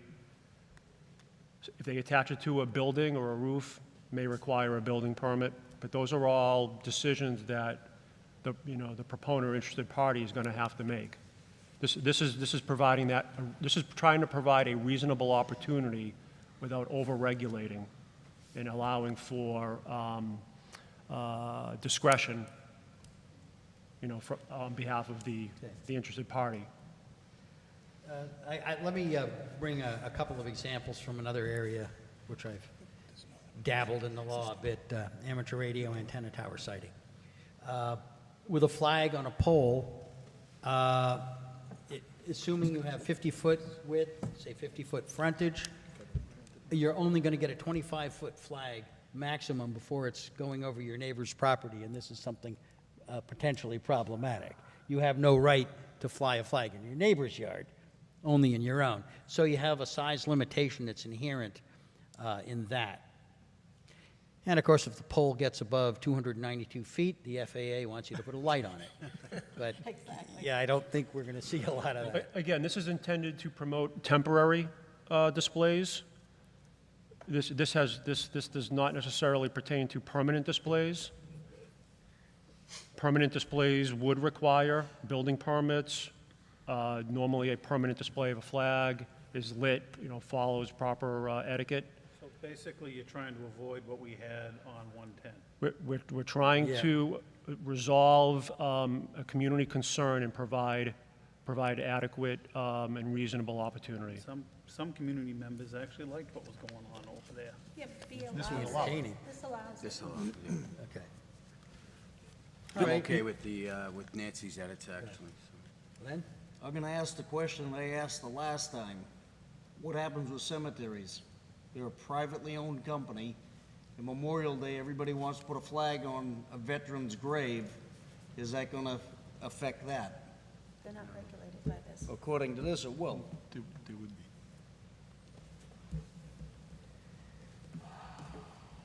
Ah, because you took the commercial application out of this, so it now applies to anything. So isn't the cemetery a commercial operation? It might be. Could be. But those should be under 2 feet, though, exposed. Those are the veterans' flags, right? So Paul and I are discussing whether legally a cemetery can be exempt. Hmm. He seems to think it can. It's not identifying any particular kind or type of cemetery. Yeah. So Should we put that in there, cemeteries exempt? We can do in that. parentheses? Mm-hmm. Okay. And as There's far a lot as, of, there's as a far lot of as, places that could. as far as the rest of it goes, we've had one incident in, as long as I can remember, Put the town of Chelmsford on the map. right? Is it worth changing something over one incident? This is an exemption. Yeah, I I really think it should be just left alone like we voted on at the last, or discussed, I should say, at the last meeting. All right. Thanks. Henry? I pretty much go with what Glenn says. I mean, this is how lawyers make money. So just to clarify, the issue Just a minute. on Chelmsford Street was that as currently in the books, a determination was made that it was a commercial promotion and therefore was not allowed by the zoning bylaw. What this is proposing is to eliminate the possibility that what took place would not be allowed. Or in other words, it is clearly allowing that opportunity to occur Okay. within these parameters. So in that particular case, what's being proposed would become legal, and it would be an unlimited number of smaller flags, as we're discussing tonight, upwards of 2 feet measured above ground level, unlimited. So how high are cemetery flags? They're usually no more than 18, Yeah. 18, 20 Yeah, small, I mean, some do of the mini they ones. fall into this 2 feet? Well, we're going to exempt cemeteries completely. So, I don't like that because it's a double negative, and it's really, you're exempting cemeteries from being exempt. the flags are exempt from the definition of sign. Yeah, exactly. So now you're saying that cemeteries don't count for the exemption, and that's not what you want to do. It would depend on your wording. You could certainly word it in a way that it's not an exemption. Are they a governmental entity? Well, it's, Yeah. that's the type of flag, not the type of user. That's not the user. I mean, you can certainly put a C in that says You could specifically state, flags are permitted in cemeteries. correct, without limitation. Yeah, Okay. yeah, I think that may make some sense. yeah. Okay. Anything else along the line? I've got a couple of quick edits. In the bottom paragraph, a flag is defined as AA. There's an extra A in there. And piece of cloth, I would add, or similar material, because I can imagine flags that flop around and look like flags, but not necessarily being made out of cotton. So I think we could perhaps add a piece of cloth or similar material. I think we'd cover us there.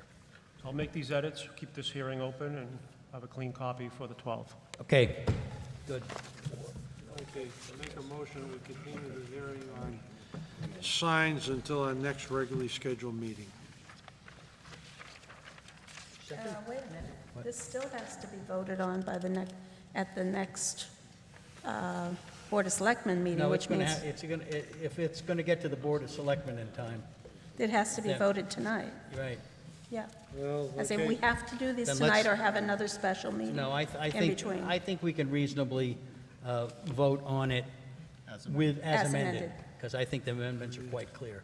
Okay, let me make the motion instead, withdraw my last motion, make the next motion, that we accept the wording that Evan has proposed to amend the sign bylaw as amended at this meeting, with the cemetery exception, and in section B, the pole length change that Nancy has proposed, and the clock, the addition to the The clock. edits, yeah, okay. Those are the three that I captured. All right, we have a motion. Second. Have a motion and a second. Any further discussion? In favor? Aye. Aye. Opposed? Aye. We got 4 opposed, and we have 3 in favor. Motion fails. All right, can we modify this in a different way that we could take forward, since we are the submitters of this? We need to find out what Article? we need to find out what that end of the table refuses to vote for. That's right. So let's hear from why they didn't vote. I think it should be left the way that it is. I don't think it's gonna change anything or help anything to change it. It's a flag.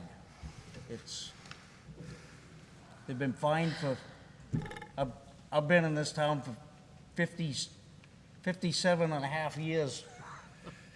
And this is the first incident with flags. I don't think flags should be messed with. The flag should be left alone. People die for that flag every day of the week. You're not messing with the flag. That's just my opinion. I don't know. Who else? Well, we also, we had made a conscious meeting, we had an agenda, we made a decision, and apparently, the powers to be have a different feeling about it. I guess they didn't like our original vote. All we heard was try again. Yeah, this try is not really a big change. All it does is add a little bit of wording, redefines a few things, and if we vote for it, we're trying again. Well, you know, if the sense of the board is we liked it unchanged, and that is indeed what we discussed and voted on at a previous meeting several meetings ago, then I guess we just leave as it is. That puts us in the position of, do we vote to support? Do we vote to not support the article, or do we vote to take no opinion? I believe that's what we... Mr. Chair, Yes. if you guys look at the package that I left of edits for you, this is the second page, Article 16, I did put in here a proposal for modification of this bylaw. And I put it in here because I had the impression that the Board of Selectmen would come back with something else if we did nothing. So my proposal was to modify this definition, modify this section by deleting the clause, except when displayed in connection with commercial promotion, which simply says that flags and insignia of any government are exempt as signs. How would you feel about taking that proposal forward? So the only thing that you're deleting is except when displayed in connection with commercial promotion. Is that correct? And you That's left right. The everything only else. thing I'm deleting is the last clause that says, except when displayed in connection with commercial promotion. All right, so it- underneath the It just sign simply there- takes it out of the concept of, I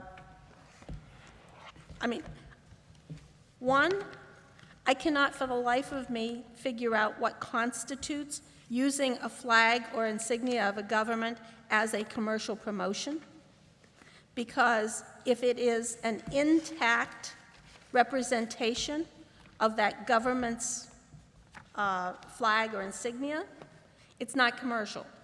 If it has been modified, it is obviously commercial, and it is no longer the flag or insignia of the government, so it doesn't qualify.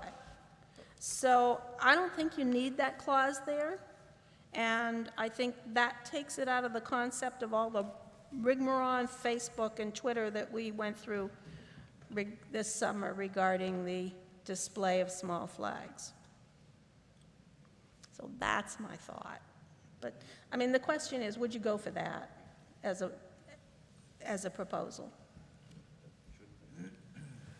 To take something forward such that we are endorsing a article for this fall.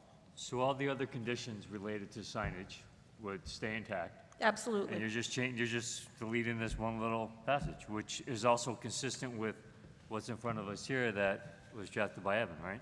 I mean, basically, it has the same effect as all this verbiage that was given to us.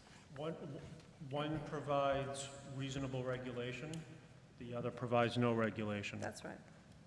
And so if we feel as though regulating a flag is probably not in the best interest, then we can stick where we are, right? No, the current bylaw regulates it. It's Right. It cannot be used for commercial promotion. That interpretation and determination is made by the zoning commissioner. That was the problem. If people on the board and the community believe that that determination should not even be on the table for consideration, then striking this language helps with that cause. Yeah. So currently, the commissioner is forced to make a determination. For those on the board who don't want the commissioner to ever be in a position of determining that it is for commercial promotion, thereby prohibited, you would want to strike this language so that we cannot regulate it. It's exempt. It's not considered commercial promotion.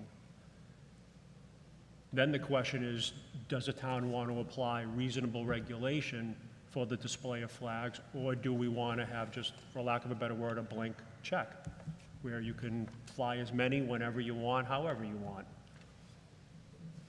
And the increased regulation is what you had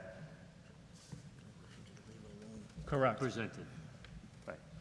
Would you take a motion on this, Mr. Chairman? I'll certainly take a motion. I'll take, But, I'll let me make make a motion to leave it the way that it is on the books right now. Okay. I'll second it. We have a motion and second. Further discussion? I wouldn't go for that because they'll bring it forward. This is technically a public hearing, and you look public. Yeah. Paul Cohen, for the record, Paul Cohen, Town Manager, and I dealt with this controversy over this past summer firsthand. And I also would remind the board, if they aren't aware, there was also a previous case that was upheld by the Board of Appeals at Moonstone's Restaurant regarding the display of commercial flags. So the statement that this is the only time we've had an issue with this flag bylaw is inaccurate. And in that case, the Board of Appeals upheld the zoning commissioner's decision because they felt, in their wisdom, that it was the proper interpretation of the existing bylaw. And so I think what we tried to do and why we came back with this is because our feeling is that if nothing is done, then there's the likelihood, since this has happened twice in the past few years, that this will continue to come back to the community. And I, for one, don't want to have to deal with it again, because it is a very sensitive topic. And so I'd ask the board personally here, in addition to the efforts I've made with town council and community development director over the past few weeks, to please give us something that resolves this problem and doesn't leave it into the interpretation of the building commissioner, that there be specificity and exactness, either by the removal of the restriction or by exact measurable standards, because otherwise I'm afraid we're going to be back with this thing once again. So I thank you for your consideration this evening. Thank you, Paul. Thank you. Mr. Chairman, can I Yes. just add to that as well? Because I was actually a member of the Board of Appeals for that particular case with Moonstones. Okay. And I can speak as having been a member of the board at the time, that every single member of the board would have preferred to have approved what was in front of them. They did not think that there was anything specifically wrong with the proposal as was presented, other than the fact that it didn't comply. The flags that were out, and they were multiple different countries, and it was commercial promotion. It was to show that restaurant actually had many different types of menu items, representing different types of cuisine from different countries. So it met the technical definition. And it was stated during the course of that hearing, this is something that the Board of Appeals thinks should be addressed in the future, because we think that they should be allowed to do what they were doing. But that was outside the scope of what a Board of Appeals does. The modification to the bylaw that has been proposed by Evan and myself would allow that. It is providing greater leniency than what is currently on the books. So if the concern is that this is going to be something that is more restrictive, I don't think that's going to be the case. However, I would echo Paul's statement that one way or the other, we need to get rid of the ambiguous language with regards to in connection with the commercial promotion. That language that came That's the one that got in front me of the in Board of Appeals. What was in front of the Board of Appeals was less ambiguous. It was pretty clear exactly what they were doing, right? And there wasn't a lot of doubt that was to promote the commercial enterprise going on that property. So it wasn't a very difficult decision on the facts, but you can certainly see where it can get a lot closer on the facts. So I think that getting some sort of sense of, getting rid of that language and having whatever the board thinks is the correct approach would be more beneficial. I would suggest if we get rid of that language and then go with the proposal for the definition of flags, I think that will help resolve the issue. You can put the flags wherever you want to, but then the board will at least still be keeping some control over displays that aren't really displays of actual flags. For instance, that we discussed at the last meeting that I was at, there was the proposal that was in front of the Board of Appeals to put these little balloons on Drum Hill at the car dealership that, if you wanted to paint them to look like a flag, if you just eliminate this language, you could argue that those are allowed, and there's nothing that can be done about it. So you do want to make sure, if you're simply eliminating the commercial promotion language, that you at least provide the definition And of what is a that's the flag. genesis of this, defining a flag as a piece of cloth or similar material. Correct. It's exactly what that is. We have some public comment.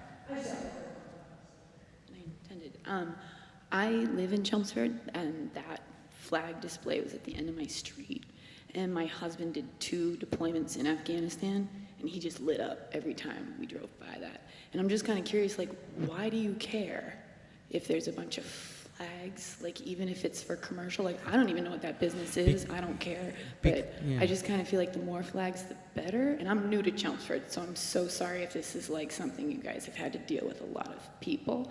But I was just doing the camera, and it just kind of clicked in my head, my husband was really stoked about those flags, and then when he found out that the town had a problem with it, he was like, why? That's insane. I fought for that flag. So, you're right, it is really sensitive, and I just, as a person who lives here, I just don't really see the big deal. So, thank you. Thank you. Okay. Well, that's a good point made. Okay, so you guys were, yeah? Can I make a comment? Yes. I really don't think anybody has a problem with it, but I think we're kind of having a problem with, especially with what we just got over with Route 40, is I think the board itself is getting notification late. I think the board is getting pieces of paper slide in front of us and say, here, approve this. I thought we were the zoning board. I thought that was what we were supposed to be doing. We basically on Route 40 had a plan. Town council is warning us how much we can change it. We really didn't put any input into putting that plan together. We're getting regulations from Selectmen Board on, apparently they've been talking about the Route 40 project for a long time. I didn't realize the Selectmen were the zoning board. I think that's what we're getting a little taste of now. And, you know, if I'm listening to the other board members correctly, I mean, sometimes, you know, we have an opinion.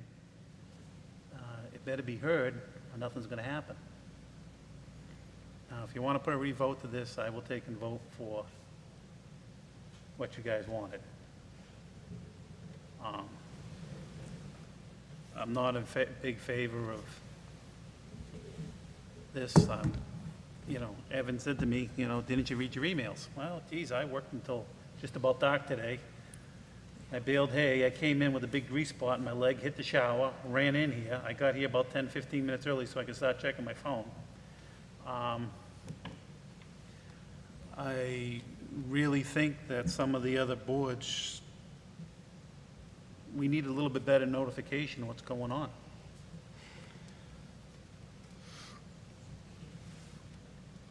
That's where I'm coming from. All right. So are you proposing to move to reopen Yep, that item? yep.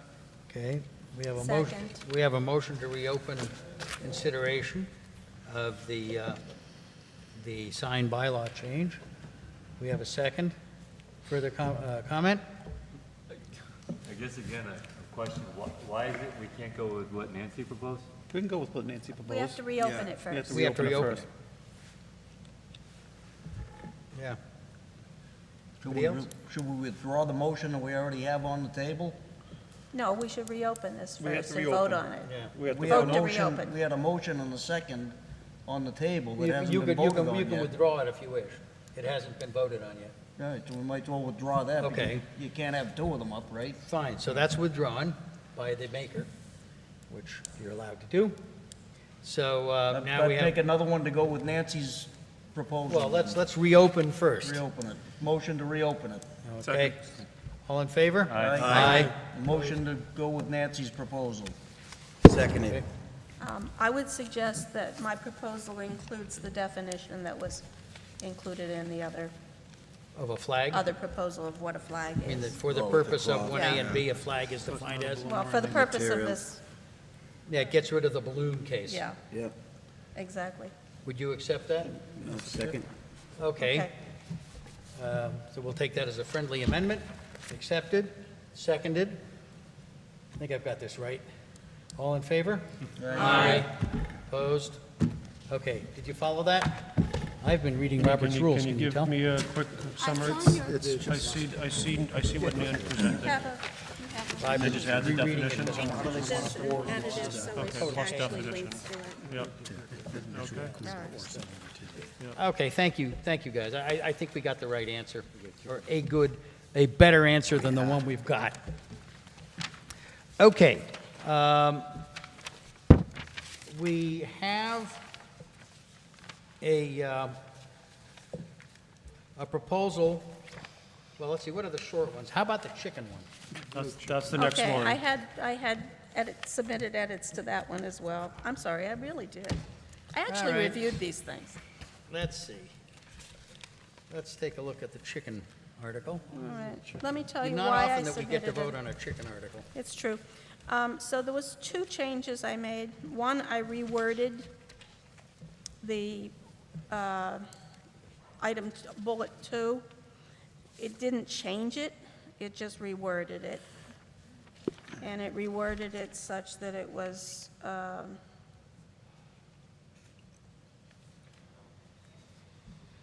wait a minute, that wasn't, what am I looking at here? And you changed you added roosters. Yeah, they already had roosters in there. They did? You put in weight on the chickens. Small animals listed. So the 25 pounds came from the original article.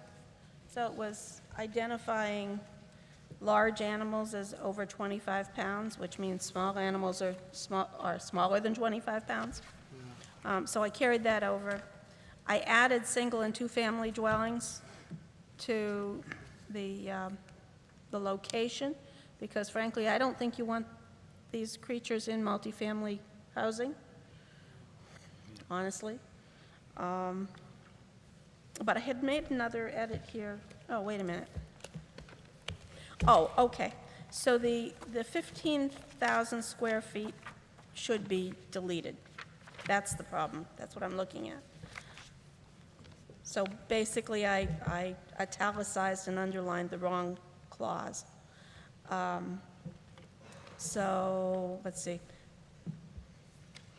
I added "or one animal per 1,500 square feet." And I meant to delete the 15,000 square feet for 10 animals. Okay. So basically, it's the same thing, except that it accounts for it on the basis of per animal as compared to lots of 10. So. Can I throw one more change in there for you? Sure. On the no roosters shall be permitted in parcels less than 5 acres.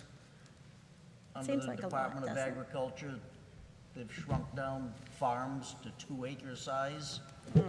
Then, The town has to, Permit? no, it has to go in front of town meeting, and they have to accept that exemption. It's 2.5 acres, and it's a much stricter restriction, which the state has already controlled noise underneath that. So it should, at the least, it should mimic that. Say 2.5 acres, you say is what it Is is? it 2.5? I thought it was 2. 2.5. 2.5 then. so 5 changes to 2.5. Yep. We've heard from the chairman of the Agriculture Committee. Yeah, which they never taken, give us any. Yeah, well, And Kevin's here on the planning board.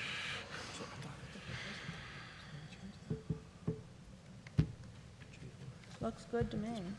I don't know. What's anybody else think? You got all that, Evan? I'll hand him mine. Okay.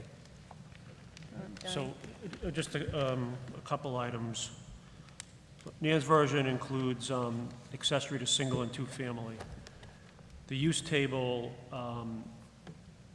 allows animals accessory to dwellings in all zoning districts. And that assumes a residential dwelling. So you have, I understand what you're trying to do. And maybe we need to change the use table? But if we're going to introduce the text as single and two-family, it's going to create a conflict with the use table. So I think we may have to add on. There's some pretty large We two-family may have to add on a lots. second action here. Man, What? there's some awful large two-family lots in this town, too. Yeah, but I included two families. Yeah. What I was trying to exclude was multifamilies. Yeah.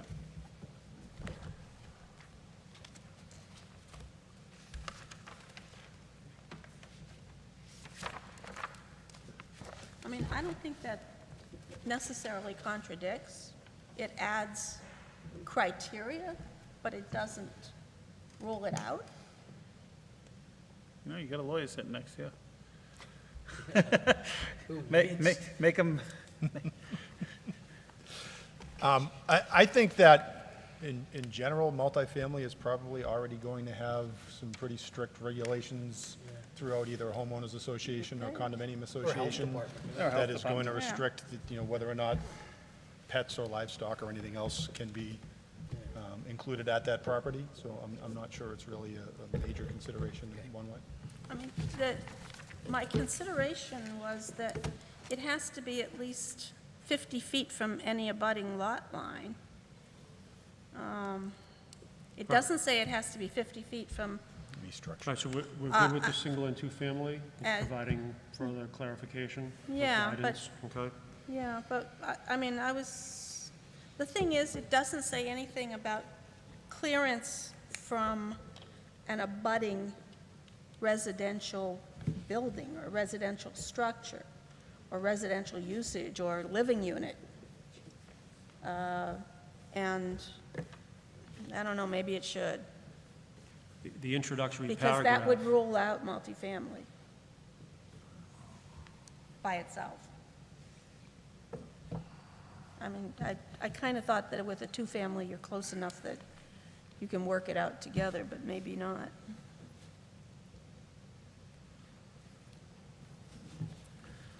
I don't know.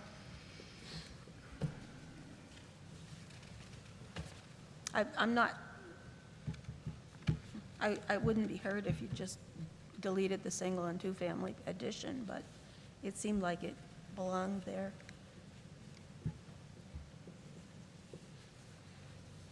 You know, I think Paul makes a good point. If we simply take out the single and two-family and just say dwellings, it's not going to happen. Yeah, it's probably true. Yeah, you Get know, rid of it. you're right. No homeowners association that I've ever heard of. Heck, they don't like my ham radio antennas. A lot of them don't Yeah. allow, dogs of Don't allow over dogs. 25 Right. In pounds. fact, some of them don't even allow flagpoles, fortunately not in Chelmsford. But, no, we run into it. It's all. true. Huh? That's true. Okay, so we've got So that that out. goes away. Where are we at right now? Let's, Would you let's like me to review read what it? we have. Well, just tell us what's in and what's out. Animals accessory to dwellings. Item 1 does not change from the previous proposal. Item 2 is the greater of 10 small animals weighing less than 25 pounds, including chickens and other game birds, or one animal per 1,500 square feet, may be maintained accessory to a dwelling, period. Okay. 3, roosters, no roosters shall be permitted on a parcel that is less than 2.5 acres. 4, all animals and their waste shall be contained at least 50 feet from an abutting lot line of a residentially used lot and at least 50 feet from any year-round surface water body, or act in relation thereto, which is, you know, the legal verbiage. My better judgment says don't comment, but Don't comment. what about ducks? They're game birds, aren't they? Yeah, and you're not going to allow them within 50 feet of a year-round surface water body? Oh. I mean, we can just forget I said that and pass this, but Should game birds be fowl instead of game birds? it would be very difficult to really draw game the birds we're distinction, and talking I don't about. think we should try. I think if somebody thinks there need to be regulations of that sort having to do with water bodies, maybe the Concom can pick it up. But I would, was the 50 feet from a water body in the original that we started with? I don't know. Yes. So it's already there. So this might actually add a restriction to people who currently have chickens and are not so restricted. No, it's already there. Is it already there? This is the Yeah. existing? That's existing. Well, then let's leave it for now and see if we run into trouble with it. And that might Yeah. be this more sensible approach. Your ducks, though, I did bring up the issue. I think game birds should be changed to fowl. Do we have a solid legal definition for this? There's already confusion as to what a game bird is, if you follow. That's what I'm thinking. Let's not try to draw that But distinction. it hasn't been an issue. It hasn't Yeah, become an right. issue. Yes. Okay, I got a question. The way number 2 reads in Nancy's revision, does this mean that if I've got a 6,000 square foot lot in the Westlands, I can have chickens? Yeah. 4 chickens? Yeah. Can have 4 chickens. Yeah, Oh, 4. then forget it. 4. You raise them in a little coop. Yeah. As long Attached to the back of your house. as long as you can get 50 feet away from your property Yeah. line. That's that right. may be the hard It's part. the 50 feet that's going to keep you from putting them in the westlands. Where You have to be 50 feet all from your animals property in line. the shall be the line of a residence and at least 50 feet from a year-round. Yeah, which means the Yeah. smallest lot you could conceivably have would be 10,000 feet, Yeah.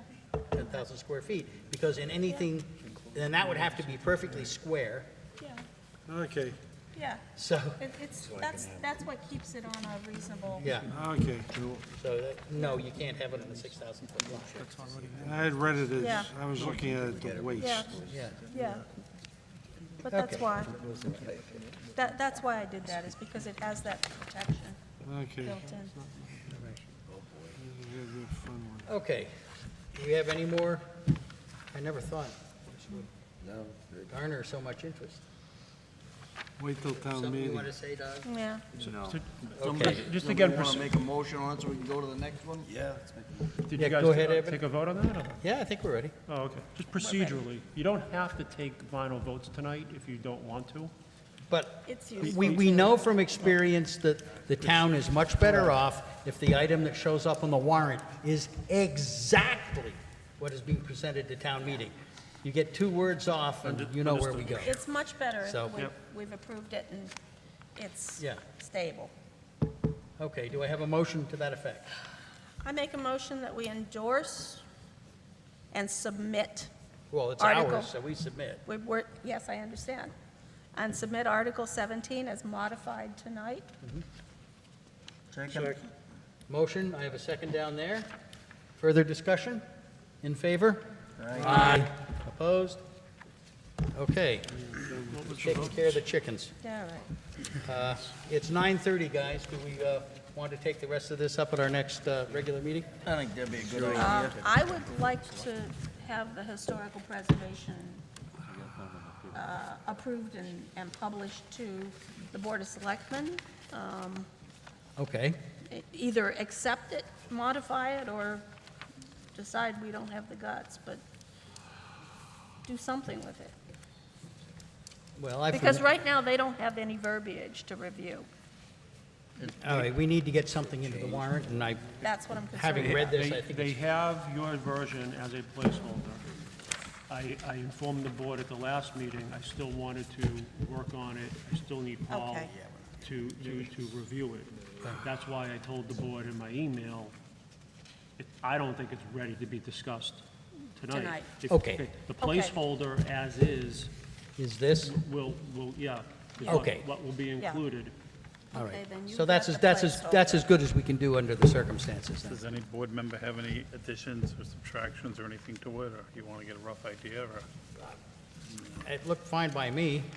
I don't know, We is the covered historic we covered it commission... conceptually. Yeah. The items that I need to continue to work with council on is towards the end of the proposed article, I believe there was a proposed definition of a dwelling unit. Oh, you have since, did you take that I out? took it out of there and put it Okay. into Article 19. Okay, Because you yep. had submitted Okay, a correct. placeholder for Article 19, and I then said, well, this new version contains the modified use table. it does. Yeah, okay. Yeah, So I 'cause- just give me an opportunity to do a final review and also send it to council. Okay, well, Okay. as long as what gets into the warrant is pretty darn close. Yep. Let me ask, because we don't often get this opportunity, does the Historic Commission have, or anybody involved with it, have any thoughts on this article that they wish to let the planning board know about? I mean,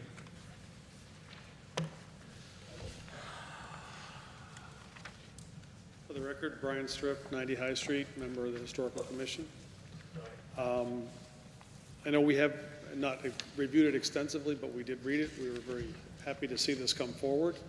And we will, look at any revisions and would like whatever final copy you have to take up at our next meeting.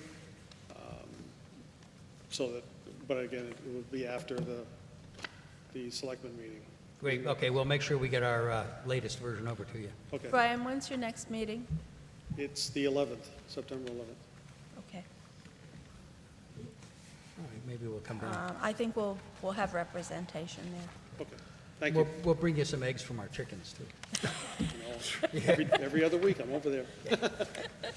He lives across the street. So, you want a motion? Yes, I would love a motion. Well, let me ask, is there any other business that we need to attend to? before- Article 19. What's Article 19? Article 19 is changing the definition of dwelling. Oh, yes. Okay, so that originally was part of the historical, and Evan submitted it as a separate article, so I moved it under this specifically and did some more edits to it to incorporate both the three-family dwellings that needed to be addressed to incorporate the historical, and also to include the provision that a multifamily dwelling may consist of more than one building. Okay, and this is the item that came up in our discussion. It was kind of tangential to our discussion of that small lot up on That's Turnpike. right. So this actually addresses both situations. Gets you tied. Tell me about it. All right. So it's on the back of the handout I gave you. I see You can it. take a look at it. I did change two-family to dwelling unit. So throughout it, the original was dealing with defining a single-family versus a two-family as how many families fit in it, but nowhere in the zoning bylaw is there a definition of a family, as opposed to, there are definitions of what constitutes a dwelling unit. So while I was tampering with it, I brought it up to date to... There may be definitions of family. Well, I didn't find them in there. Up in Omaha. There may be in the state, but I don't believe there is in here. So I did include the conversion over to identifying a dwelling in relation to a dwelling unit, which is defined in the next paragraph under terminology. To Town Council, have you looked at this one? I think he just got it. I just looked at, yeah, I just got this revision. Okay. So if I may, Yeah. I don't think the new Article 25 needs to be referenced within this definition. It may be somewhat of a duplication, because I think the new Article 25 is specifically designed and includes new provisions to create a three-family dwelling. So I'm not sure it needs to be included in this definition. Setting that aside, if we're going to achieve what I thought was the original goal of this language needs to be included. This language what? Which The language? language that I drafted for you Did you sign it? needs to be Hand it out included. tonight? This It one? was, yeah, it's, Evan, I think what you drafted reflects our conversation that we had a couple of meetings ago. so that's what I worked on. Yeah. Again, if we want to add the reference to the historical preservation provisions, I think we can. I'm not sure we need to. The primary goal was to address Okay. what I've drafted, which I believe was what the board was initially trying to target.